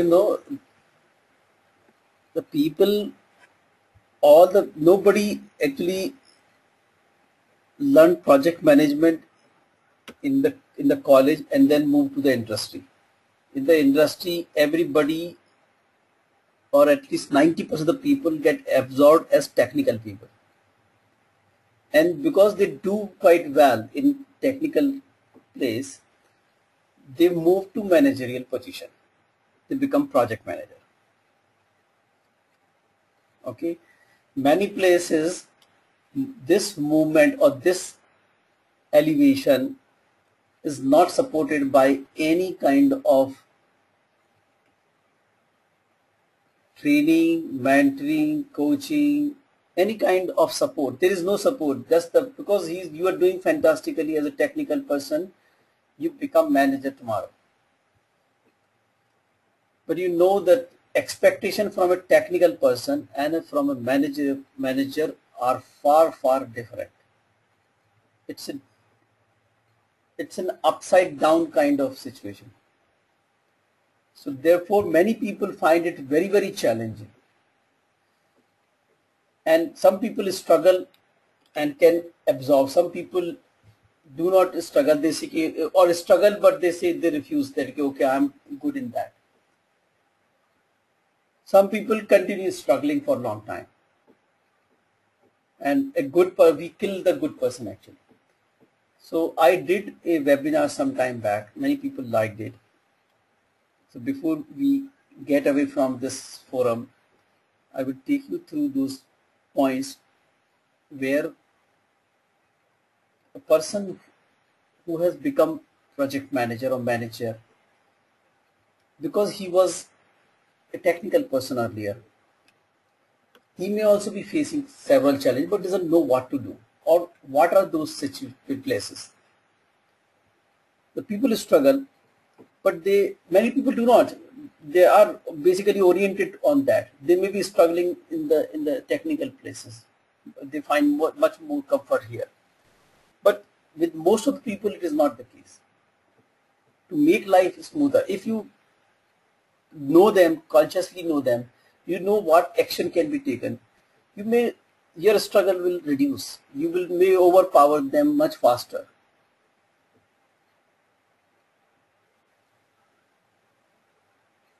Yeah, but we see what you say. They don't know even for the technical, but during the college times, because you are continuously for 4 years, 5 years, or many years, you are continuously. Our whole education is employment oriented. Make a person technically stronger to get an employment. So after so much of grilling, actually so many years of grilling, person become technical. But at the end of the day, you need managers. You need managers. I will say managers, not managers.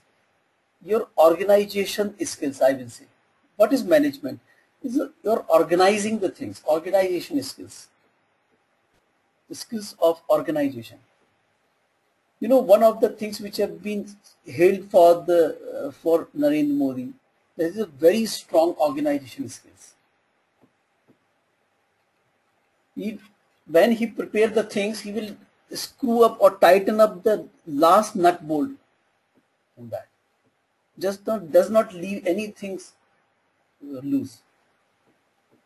And that's a skill actually. Many people have naturally, many people can build it. And managerial, in technical stuff, you need to do small stuff actually, a portion of the whole work. But the manager has to take care of all the complete thing. I normally give an example of a plumber. You have some leakage in your home. You call a plumber. He looked at the leakage, tell you that the fixing is required. So he come and look at this, put the fixing, but he find that there is another thing. He go to the market, buy another thing, fix it. Then he find that there is some more things are required actually. He again go to the market, then again fix it. Goes to 5 times in the market, come into the morning and go into the evening, but your things are fixed. The other plumbers come. He looked at the problem. He'll see go to the root cause, find other things around also. tell you everything that all these things are wrong or need to be fixed. Go to the market, buy everything in one shot, come back, fix it, and go away in 1 month, in 1 hour. Okay, both have done your job. Both are technically strong. They know how to fix it. They fixed it, and the fixing is absolutely proper in both the cases. The question is that to whom you will call next time.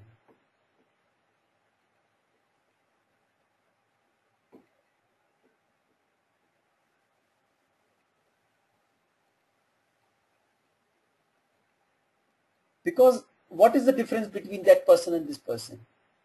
That this person has a thought of thinking in wholeness.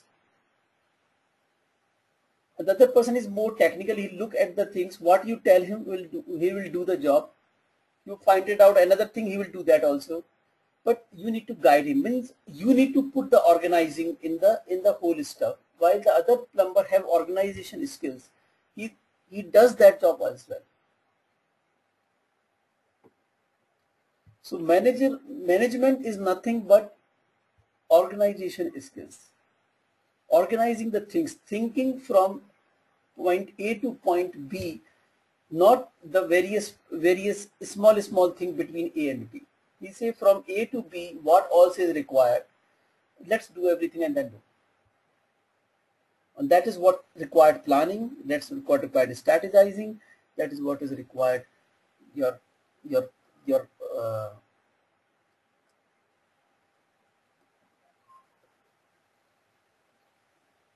deep thinking to the long term results. All these things are required. Foresight is required, let me say. So if you know those things, maybe you can easily manage those things much better. So I will just take you through the presentation that it is not going to take much time, but I think you may appreciate those things, that these points maybe sometimes come into your life also, and you may be better find dealing with them.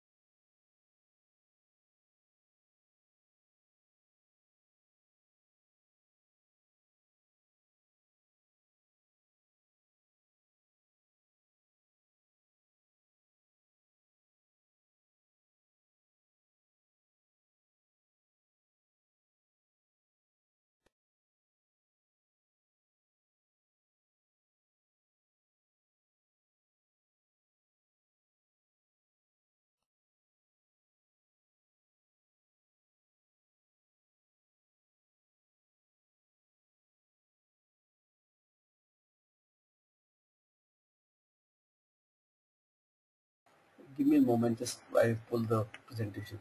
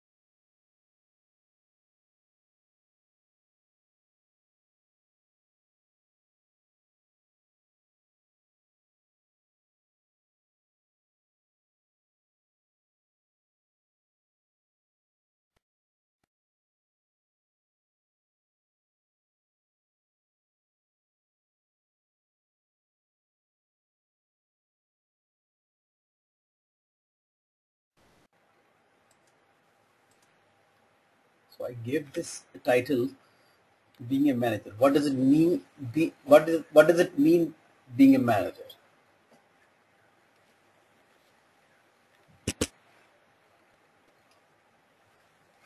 As I said, the people are recruited as technical people. One day they are doing a good job, they become manager. So it is more an accident than a planned effort. Nobody plans that this person has to be manager, so start grooming him. Some organizations have, but most of the organizations do not have any kind of such thing. Some organizations do have some kind of training. They give you 1 week training and say it is okay to have. So the die-hard habits of a person, organization trying to change them with a 1 week training, and they really expect that you should change after 1 week of training.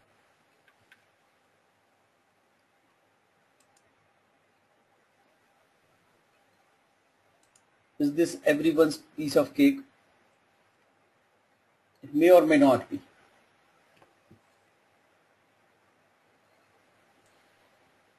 What is the environment around? Just look at it.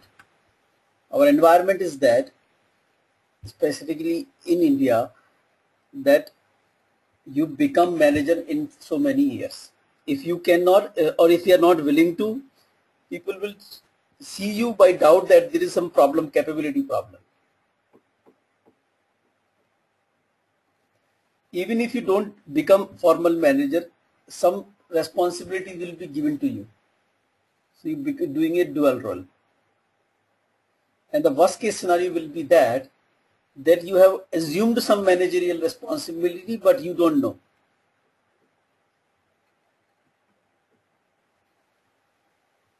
And this happens many times automatically. So even architect, the pure architect person is also leading a team of architects. He has a managerial jobs. He's not a technical. Leading 4 people is not a technical stuff. It's a managerial stuff.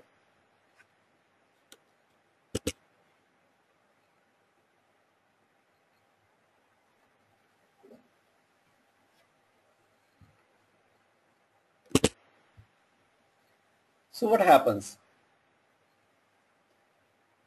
There are difference, and their difference are very deep actually, between a technical expert and a manager. So why I'm telling this? Because just before manager, the person was technical expert. Only the excellent people are become managers. They are not excellent people are not, or they take a lot of time, become expert only then they become manager. What is the basic difference between their thinking is that a technical person normally work on 1 or 2 things at a time.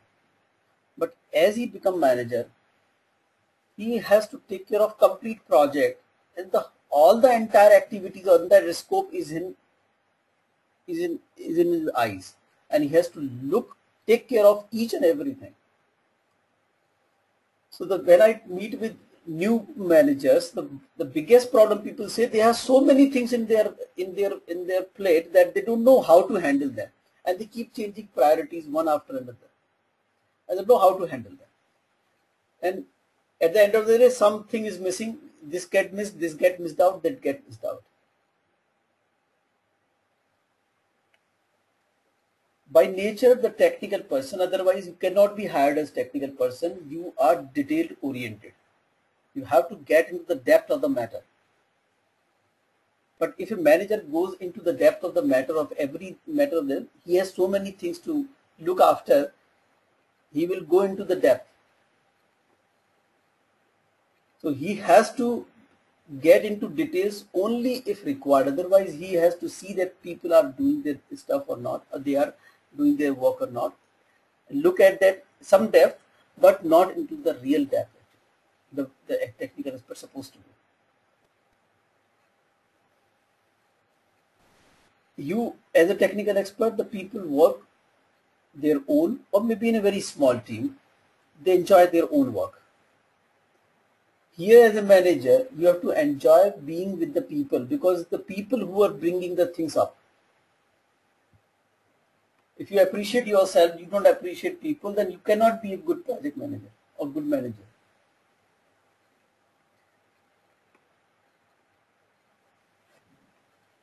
The technical expert does the work, while the manager has to get the job done from the other people. And they are very different things. Very different skills are required. Technical expert is self-motivated, and the manager's job is to motivate others. And this requires very exceptional skills. Most of the people are finding this is the most difficult thing. And that's why they apply pressure, because they don't have skills to motivate people. So they apply pressure. When they apply pressure, the people get demotivated instead of motivated. Now here, the technical expert celebrates his achievement like Eureka moment. Say Archimedes, oh, I found it. So the same way the technical expert is working on a problem, oh, I got the problem solved. So that is celebration on achievement. But the managers, it is the team success which matters, because then only he is successful, otherwise not. Now look at the real life scenario, what happens.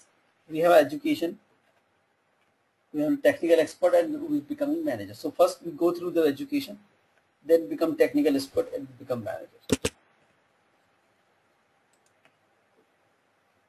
Our education is employment oriented. Everything is technical there.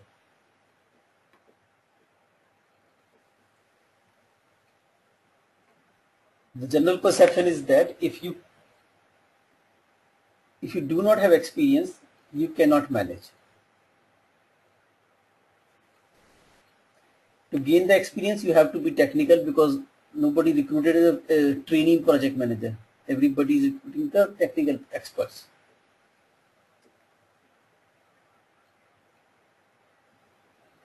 So if you are a good people-oriented person, so there are two types of people. Either you are a focused on problem-oriented person or the people-oriented. So I tell you like this. You look people around. Some people will be sticking to their seat, doing the work until that is completed. They don't get away from the seat. But you will find other type of people also, who cannot sit on their seat for more than an hour. He has to get out from his seat, speak to this, speak to this, speak to that person, go for coffee, go for this. He does several things 10-15 minutes before coming back to the things. And the manager is a taskmaster. He will find this person annoying. So what kind of person is wasting time? Because as per the taskmaster manager, this person has to sit on the table and does it work. But the person's personality is not like that. You cannot sit, you cannot concentrate on things for some time, because he is more people oriented. He wants people around. Other people who are technically expert, they're focused. If you give them problem, they will not go away until the problem is solved. Highly technical people. So if you are a people oriented person, the chances are that you may not be a very good technical person. Your performance may not be as good as it's supposed to be. That slows down your path to manager, because only high technical person can become manager. On the other side, if you are technically oriented person, you may not be good on managerial aspects, but this enhances your chances to path to the manager, because you are a good expert. And that's the anomaly which exists in the system. We do not have people, or do not have managers, most of the managers, the way they are getting executed and the way they are getting the experience from their, or the mentoring from their seniors, or seeing their seniors. Differentiate between a focused person and the people-oriented person, a technical person and the people-oriented person, and judge them as per their primary skills. So many people will come, they say, okay, do not make a rabbit to swim in the swimming in the river, or do not make a fish to run like a rabbit. But on the ground, it's telling this is very easy, but on the ground, identifying who is rabbit and who is fish and giving them work of their nature is extremely difficult. First of all, you don't have mean to identify who is fish and who is rabbit. Second thing, you should have work of that kind. You should utilize, you should be a very great manager if you can do this. So most of the time these all anomalies are exist. You are giving work of rabbit to a fish and giving work of fish to a rabbit. And telling this is the need of the organization, you have to do this. This is the reason of getting it done. You should be flexible, you should understand what organization need, you should become skilling in many things. Manager think that people are like machines. इधर का नट tight किया तो वो इधर direction में जाएगा, इधर का नट टाइट किया तो इधर डायरेक्शन में जाएगा. But people are not like that. They have their concept, they have their nature, they are good in something, they remain good in that thing, they will never be good in other things. But making this happen is very, very difficult. So these anomalies are existing. We need to understand how to deal with this. But look at it, what normally happens. I ask you a simple question. If you face a difficult situation first time, you don't know how to act, what do you do? Can you answer me? If you face a situation which you have never faced and you have to take a decision, you have to take an action, how do you take an action?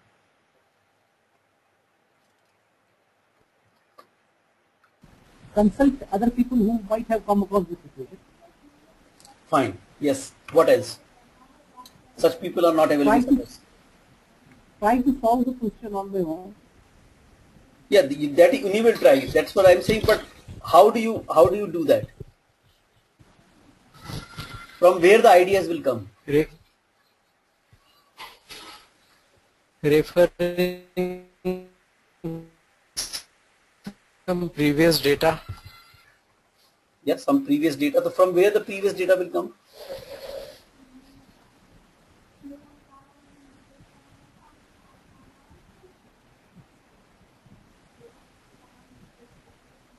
Okay, general knowledge is fine, but what is general knowledge? General knowledge is something available to you, making use of it. Some examples are available to you. Some data is available to you. General knowledge is nothing but the things which have happened in past. And because of that, your knowledge is enhanced. So I'm talking about from where this general knowledge is coming.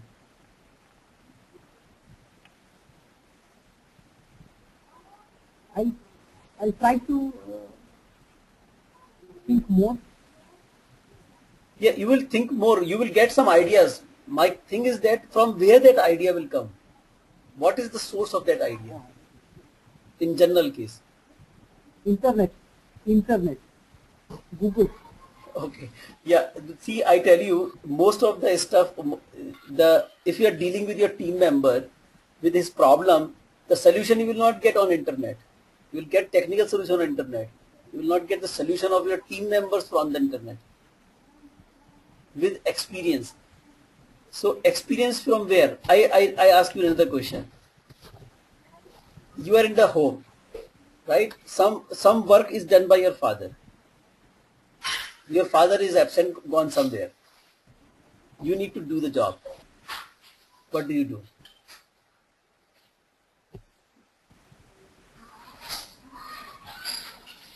Maybe I can ask or I can approach to some project leaders or managers. If those are experienced, and take their suggestions. You have to use only your mind to do this. From where the idea will come? I'll use my own mind. I'll use my own consensus. Whatever. Yeah. So I give you to help it out. I say at home, your father is doing something, or used to do something, handle something. Father has gone out, not accessible. No help is accessible to you. The situation has come to you. What do you do? I'll have to do it actually. Maybe I've seen my father previously do it. Exactly. Exactly. You will think, if my father would be at this place, what he would have done. And you try to mimic that thing. Isn't it? Yeah, correct. Because you have no idea, you try to mimic your father. And with doing this mimicry, you may fail or you may pass. If you have understood how your father was doing, then your chances of success are more. But if you don't have idea of how your father was doing, so thinking will not come to you what the father used to think. Only gesture you have seen. You will do by copying the gestures. Thinking, because thinking is not, you can't see. It only can be shared. Father might have not shared with you. The thinking will not transport to you. You will only transport the gesture which you have seen. You try to copy that. And what will happen in this case? You may fail or you may pass. But chances of pass may be little less. But it may possible. So both, I say 50-50. But the thing is that you will try to mimic your father. The same thing happen at home, at work. When some work come to you and you have never handled it, what do? You don't have any help available. Try to mimic my superiors. Yes. You think that if my boss or my senior or somebody else would be here, what he would have done. You will not ask him actually. In many cases, most of the cases you will not ask him. It hits the self-respect of persons. Or it may also, you will also see that what my boss will think, and he cannot take decisions. In most of the cases you will think what my boss or what my seniors would have done it if they will be in the situation. Try to mimic that. Right? Because you don't have any idea what is right, what is wrong, what's supposed to be done. And that is how you gain experience. If something has gone wrong, you get something idea, yeah, this is not the way to do, maybe you will modify next time. But that is a learning by failure. So what will happen? 90% of the managers will copy the action of their managers.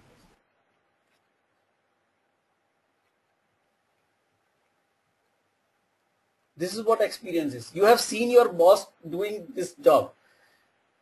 You know that how he was handling, but he never shared with you, never involved you. But the situation is now in front of you. That's what I'm saying. There is no coaching, there is no mentoring, there is no training kind of thing which is happening. Then you encounter various situations which your boss has handled, but he never told you, now you need to handle. And you will not go every now and then to your boss to ask what to do. No, I have got one question. Yeah. I have got one question. If you face a difficult situation first time, yeah, and you don't know how to act or what to do, yeah, then 90% of managers copy the action of their manager. Right. It itself means that they know what to do then. No, that's what I'm saying. There is a difference in that. Okay. See, when you take action, you have a thought process. When manager doesn't tell you, or your senior, your father, or your elder brother, whomsoever is doing that job, if he has not shared with you, he has not discussed with you how to do it, that thought process doesn't get translated or doesn't get transported to you. You see only gestures. The thought process is not there. The results come from the thought process, not from the gestures. Okay. You know, I give an example. Motorola invented Six Sigma almost 40 years ago, 40, 50 years ago? This was a methodology. Everybody knows how to do it.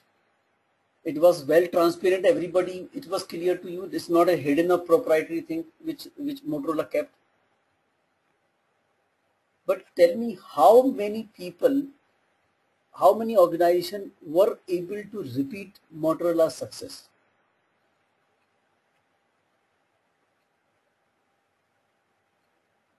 Let's take an example. Toyota implemented lean. In fact, it was a Toyota development system, production system. It's not lean. Lean is called later. It was clear to everyone what Toyota is doing, what is happening, why they are getting so good results. How many companies were able to copy the same and get the same results? Very few, right?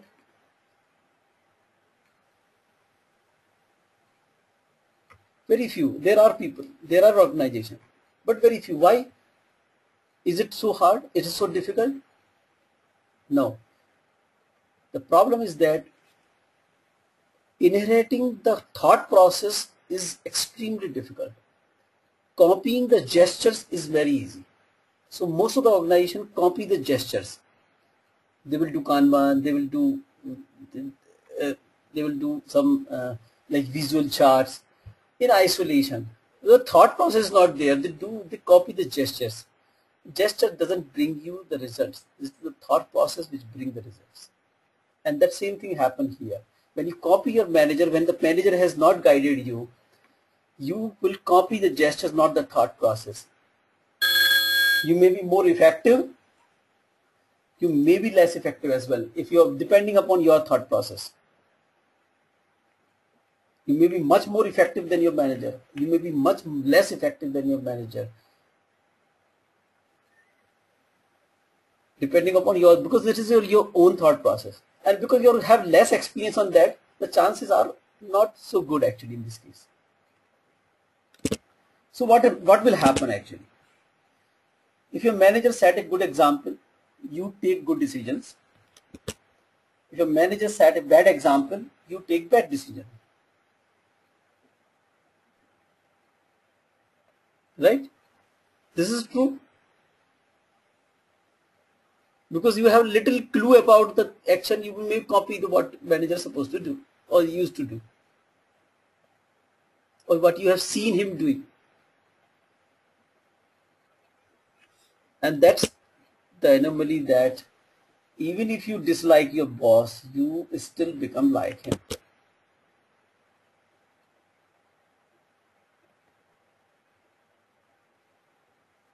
You inherit several things from him which you may not like but still do.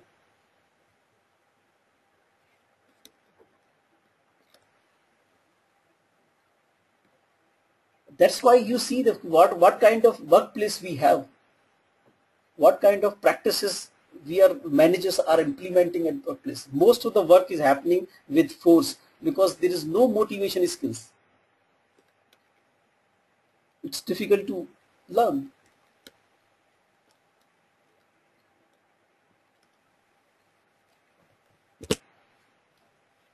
The thing is that the question is there no way to become good manager?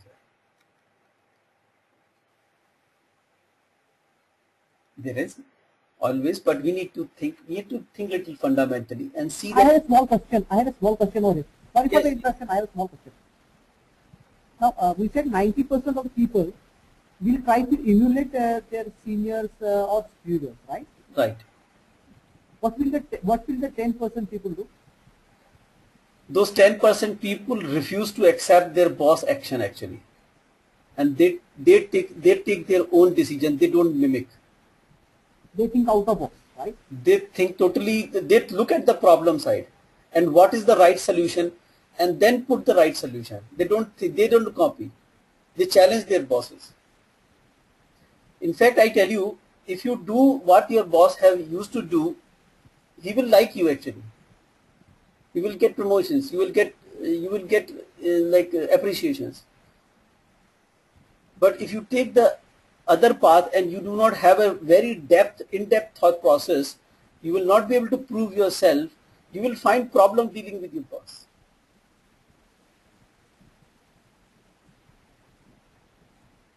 So the 10% people are the people who actually refuse to accept their boss actions, and if they think that it is wrong, in many cases they see he was right, so they will do the same thing.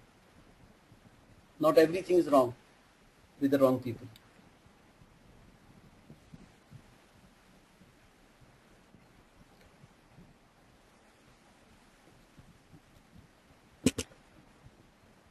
Now the thing is that because the people are moving into managerial role, here we need to think that what is really matters. And think critically. We need to look at those 10% people who refuse to copy.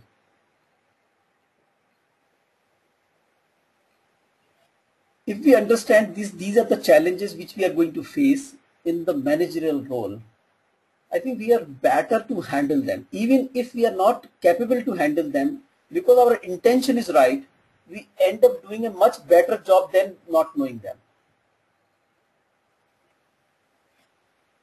So we'll take one by one and we'll go through this. The first thing is that a technical person get into the depth of the matter, while a manager has to look at the breadth. We need to transfer from this thought process to this thought process. How you can move.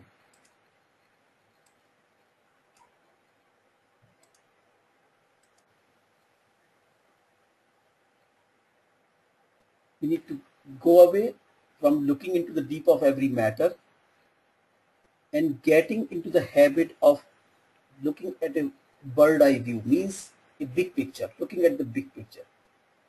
See, expert work in the system, manager work on the system. So on the system means you have to look at the complete system, not into the individual matters.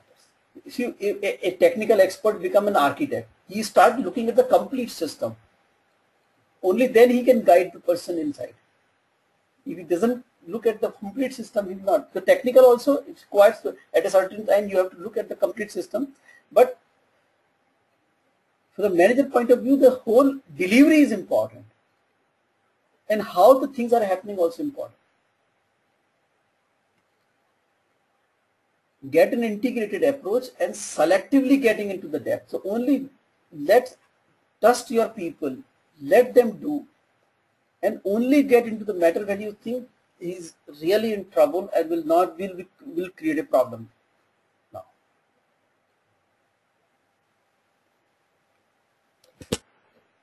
like this, getting away from the details of every matter, seeking detailed questions capability of team member, questioning the capability. Now the thing is that questioning has multiple orientation. When you question the person, your idea could be investigative, your way of asking will be different. I say in the communication, the real meaning is by giving by non-verbal things, your gestures, your tone will tell what exactly you mean. Maybe ask the same question, but the meaning will be entirely different. So when you ask the question, is this question making a question on the capability of the person, or you are asking more information from the person? So we need to get away from this kind of things. Trust the person, but seek more information. The question to get more information, not the capability of the person. Most of the managers will question the capability of the person. He is not able to do it. You don't understand even that much. Okay, tell me what else you have done. Instead of that, you ask what more can be done in this case. What he thinks other options are there. What he thinks the problem is coming. Involving some other people into the system. So investigative questioning And questioning with the capability has a very different tone and pitch and the gestures. When there is a problem, we need to seek more information. We look into some of the questions. If you remember, we talking about asking for more information. That does not question the capability of the person. If you question the capability of the person will be demotivated. You get more problems. And trust will improve the motivation of the person. He will provide you more information if you focus on the problem, not the person. Now, as I said, if you are a person like this who sit in the corner and focus on the things, slowly move to the person, become a person who meets with the people. Until you have informal relationship with the people around, you will not be effective with the people because you have to get the job done from the people. How we can do this? We have to limit, we have to find out in 8 hours, 1 hour I have to get away from my seat and go with the people, sit with them, even doing nothing. Just talk to them. Maybe share a joke, share a story. Maybe something has happened today, maybe day after or the day before or something here and there. You can share that.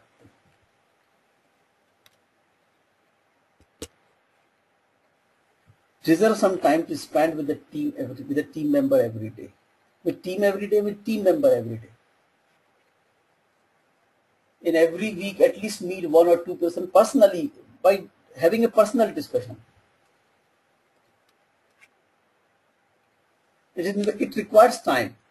So we have to get away from the cubicle. Better if you do this discussion with 1-to-1 person in a week, 1 or 2 person away from the desk. You can schedule it so that you can do it. Otherwise, you will forget it all the time. But that's not important for a person who is this kind of person. What is important for him is this, what is displayed on the screen, not who is behind this seat. So you have to turn this chair from computer to the people. The idea is that to build information relationship with the people. See, in every time I say this, most of the problems which hit the project, they are already known to the team members. At least one team member already knows this. This is observed in many like cases, and it has been discovered by the surveys that this is what happens. Most of the problems are already known to the team member. At least one team member already knowing. The thing is that because we don't talk with them, they don't talk about it. Maybe they don't think about this is important. Maybe they think about important, but they fear to share it because the person never talked to them. The comfort is not there. So if we have an informal relationship, we get to know all these things. We can become proactive in dealing with this. We need to build a network. Now look at the last sentence, that build information relationship. This is what networking is all about. It is not only about team members, but away from the team members. We learn in the stakeholder management and the team member and the team human resource management that build a network. Networking is very important in getting the people, right people on the project and getting the job done from them.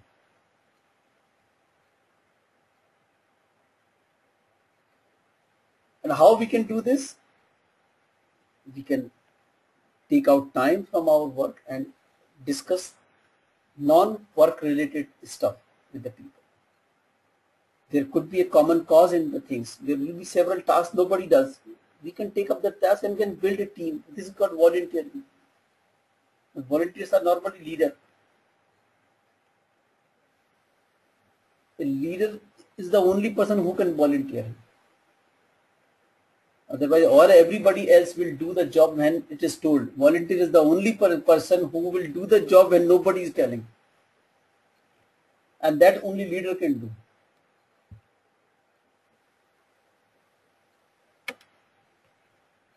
You can take some initiative. Always, every organization needs some initiatives.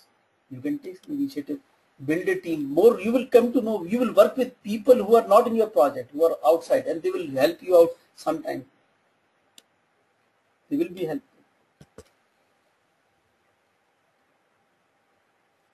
Now, the thing is that this is the biggest problem with one of the, because this is forced on the project manager. As a technical person, it is 1, 2, 3 work. You have get it done. But here is the list is not ending. Now, once you become manager, you will see that list is not ending. And there are several tasks going openly at the same time. How to handle with them? This is time management.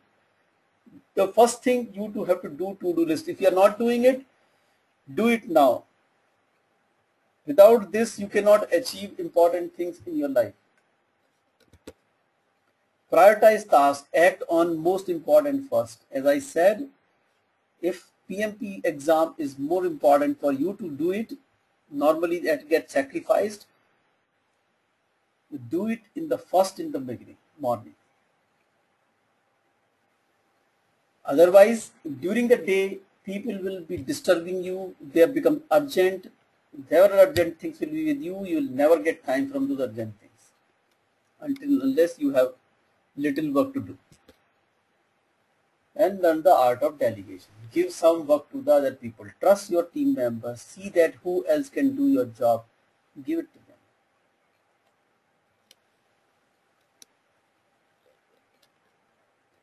Now, when we prepare the to-do list, we also see that from where the tasks in the to-do list are coming. Are they daily tasks, or they are tasks which are contributing in what you want to achieve 1 month down the line, 6 months down the line, 1 year down the line. If you have the task in to-do list which are addressing the things which are need to be achieved 1 month down the line, 6 months down the line, 3 months down the line, then your task, this to-do list is good. If your to-do list is filled with what you need to do today, what you need to achieve today, then it is all urgent thing which you have put into the to-do list. Your time will be wasted, because these urgent things are urgent, but they don't make much difference in your life. They are daily things. They are not achievable. They are not contribute in your long-term achievements. Suppose you want to pass PMP exam. Okay, this is the things to be done, right? 1 month down the line, we have a schedule.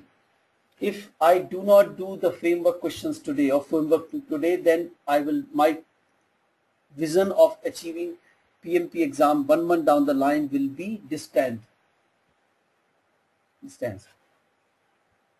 Okay, this will be postponed. So I have to do this. If that is my to-do list, then I am achieving my long-term objectives. Or if my email is that respond to this person, give this report to this person, handle the team issues, then you are doing the daily work. You will do everything, but none of the long-term objectives can be achieved by this.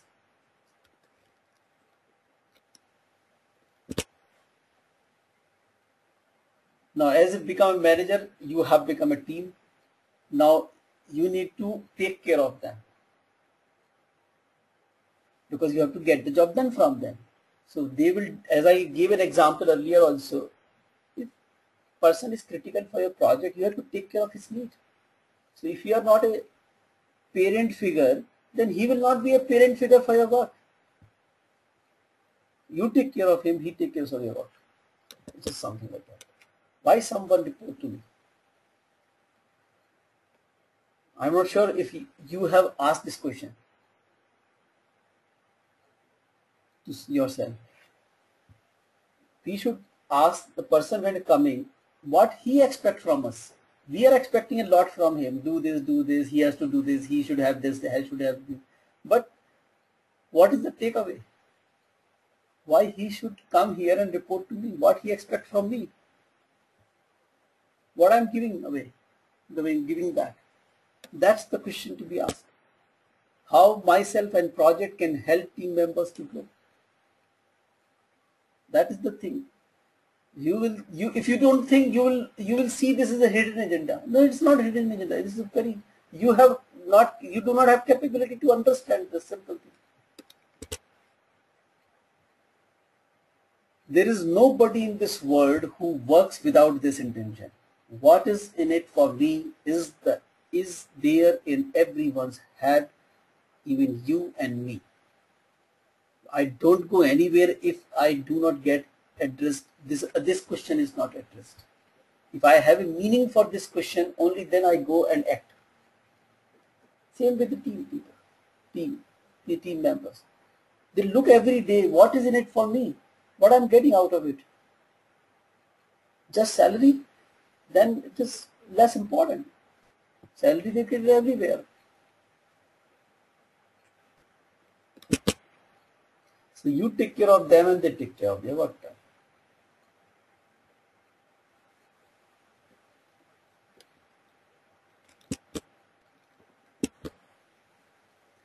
Now we need to motivate people. You have to move from I can do it to we can do it. Punishment never motivates any one person because it is a negative thing. It only demotivates the people. So what is the formula here? The ratio between a appreciation and a punishment should be 10:1. It means you become eligible to punish a person when you appreciate the person 10 times. Otherwise, you are not eligible to punish the person. But that doesn't happen. It is the ratio is exactly opposite.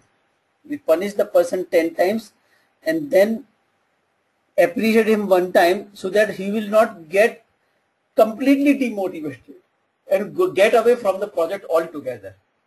To prevent him getting away from the project, we appreciate him also once a while.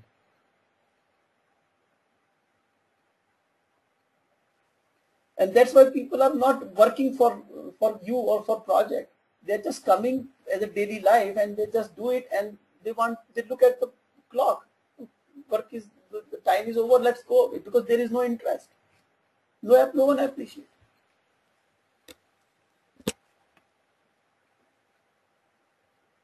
What they look for, they can do the job. What they look for is the direction, because that comes from the top.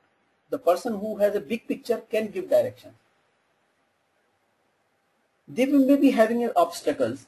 We need to remove them. You have seen in India the traffic policemen standing on the square.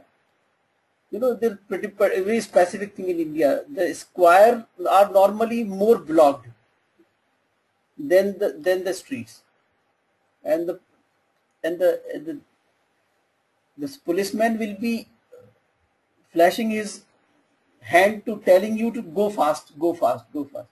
So everybody want to go fast. Anybody want to stop on the square? Everybody want to go fast. The only thing is that there are so many obstacles, they are not able to go. So instead of removing those obstacles, he is asking you to go run fast. It will never happen. Is the traffic going fast? No. And the same thing will happen. So what he's trying to do, instead of removing obstacles, he's putting the force on the people to run fast. And same thing managers are doing. Instead of removing obstacles, seeing that what is the problem the person is facing, remove that problems, he is forcing the person to do the job with the problems. I don't help you in the problems, but you get it done. I want it by tomorrow. And definitely person under the stress will work faster, right? Work better. No, he will do the things with the minimum requirement things, which anyhow will make you satisfied. That's all. The quality work cannot happen without moving obstacles. And delegate.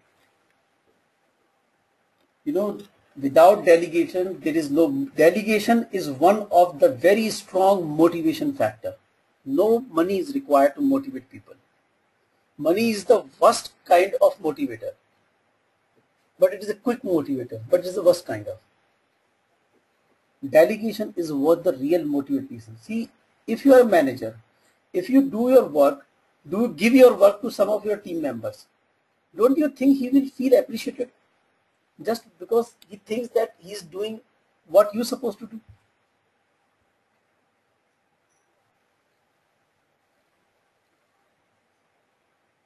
The biggest, it has so many things in that. Delegation is a magic actually. It motivates people. It helps people to expand his wings. It helps you to generate your successor. It helps you to overall improve the skill level of the team. If everybody delegates his work to the next person, you say the complete skill level of the whole team will improve. The baseline will improve. And that we need to cherish the success. It's not about my success, it's about the team success. And we have to create milestones to cherish. We need not to wait for the end of the project. Project will finish, then we will do. No, we have to create opportunities to cherish. It's not about 100 kilometers. Every 10 kilometers, put something that if we achieve this, we will celebrate. Celebration could be small, but we need to celebrate. Take up every opportunity to cherish. Create opportunities, define milestones, and celebrate those milestones. Create opportunities, create milestones. If something is coming 6 months down the line, create things that, okay, if in 1 month we achieve this, we'll celebrate. If 2 months we achieve this, we'll celebrate. Because once you achieve 1 month, 2 months, 3 months, only then you will achieve something in 6 months, right? Otherwise you cannot. Don't wait till the excellent results will come. Excellent results will come when we keep celebrating small success.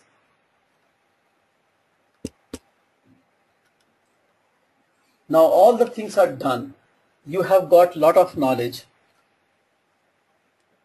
We are at the end of closing this session, this workshop. I tell you some good things about that, what can happen now. I learned this in some time back, the concept of Gyan Kam Upasana. Okay, and that works, that translates into Hindi like this. It has come from, I went to a camp which was actually a Vedic camp where a lot of Vedic literature was, there was a lot of opportunity to learn those things from the Vedic sculpture, and that's what I learned. And I think this is real practice. You learn from there and practice it here. The Gyan is knowledge, the Karma is work, and the work, Upasana is worship. And that's in the work that get translated like this. You have to achieve a know-how, put this into action, and then practice it. If you stop here, getting this knowledge, you don't act, nothing will happen. To change to happen, if the change has to happen, then this know-how should convert into an action. And only by acting one time will not work. If you want to see the change, you have to practice it every day. You know, sometime back I was hearing that kind of another pravachan where there is a word called bodh in Hindi, bodh. So in the knowledge and bodh, what is the difference? The knowledge is knowledge will not lead to an action, while the bodh means you understand the real meaning of that knowledge, and bodh will convert the knowledge into action. You immediately act on that. क्यों कर रहा, उसको बोध हो गया कि ये हो गया, रियलाइजेशन हो गया है, ये है interpretation. No, it is realization, some kind of things, understand with the soul, right? You can see that is what. So that wherever that has happened, not everywhere it will happen. The complete knowledge you cannot act, but there are pockets where you have the possibility to act. You must act, and then practice it continuously. Over a period of time only the change will happen and things will come.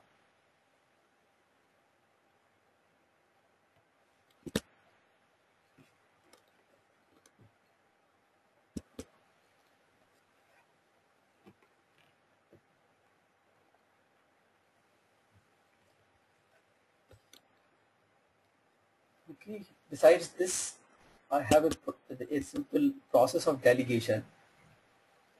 So you can go through this. Let me just explain you that prepare a list of tasks pending on you. How to delegate actually. Tick those that only you can do. From the rest, tick those tasks you love to do. One is you can do, only you can do. Second thing, you love to do. Strike out those tasks. Now rest, whatever is remaining, is eligible for delegation. So you will see only very few tasks are there which only you can do. There will be some tasks you will love to do, even though they are simple, can be delegated, but you enjoy doing it. Keep it with you. Keep those tasks with you which only you can do. Everything else is delegatable. Evaluate each task and check who in your team can do or has a potential to do. If can do, then you can give it to him. Not much support is required, but not many people you will find in your team. Potential to do, yes, there will be many people, but there is a work required. You just can't download the things on and get away. Most of the time it happens, and therefore delegation do not work.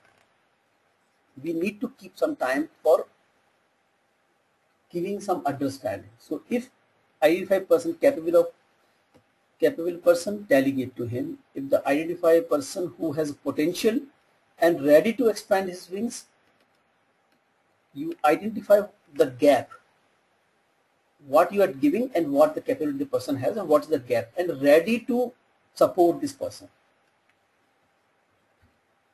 Delegate and commit the support. If required, give him training. If required, have sittings with him. This is called coaching kind of, mentoring kind of things. Delegate and commit the support. Measure the progress every few days. Initially, frequency will be fast, it will be more. Later, you can reduce the frequency as you get more comfortable. Provide support if there is a gap. Keep doing this again and again till the time all gaps are done, and then you leave the work to the person.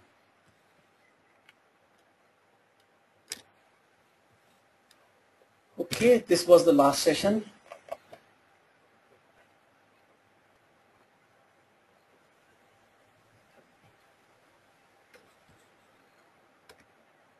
We're still 8:36. So if you have something, you can discuss, answer. Useful and see of information. Thank you.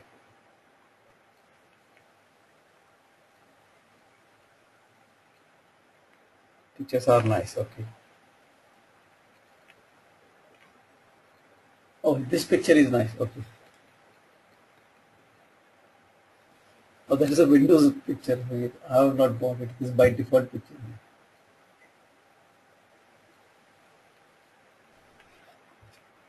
Lighthouse, yes. Yeah. Lighthouse for PMP, yes. Just 1 month away.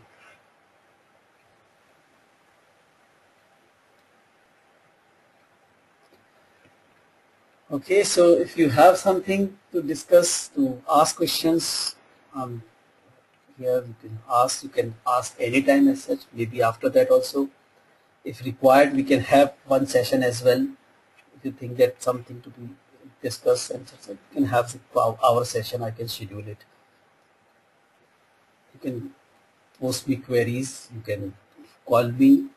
When you call me, maximum it can happen that I am busy, I may not respond to you, but you can reply, you will get reply, you can get a call back definitely.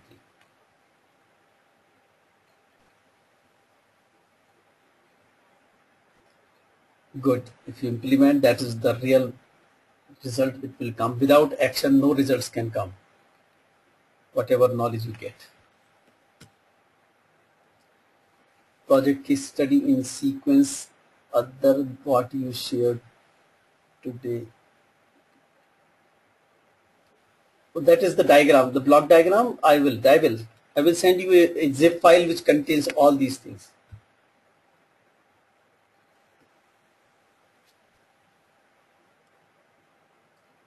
Yes, you must. It will take time, but the results will bound to come if you act. Okay, so if you don't have any question, then we can close this workshop here. For me, it is the last session, but for you, I think you still have 3 quizzes to attempt. And if other people might have more quizzes to attempt, please close those quizzes. I will suggest you by before close of this week or next week. That means next Saturday, before next Saturday, please close this. As soon as you complete all the quizzes, please drop me a mail. We will issue a certificate for you for this, which will help you to apply for PMP exam, because when you apply, they ask that from where you have taken the training. Okay, so do this, and thank you very much for enrolling for this workshop. I hope you enjoyed this. It has fulfilled your primary objectives to meet it. I hope you will soon become PMP. Should you need any help anytime, please feel free to seek your help. I look forward for you doing some other workshop in future. If you become PMP, you will get the PDUs out of those workshops. If you have something to offer, we sometimes do. Now we are doing sometimes, so we have webinars, etc. You please come and offer those webinars or something which is commercially possible. Okay, thanks again to all of you being here and attended this workshop. I wish you all the best.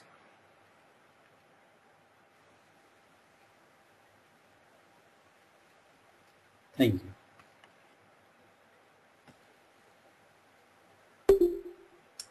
Good night to all.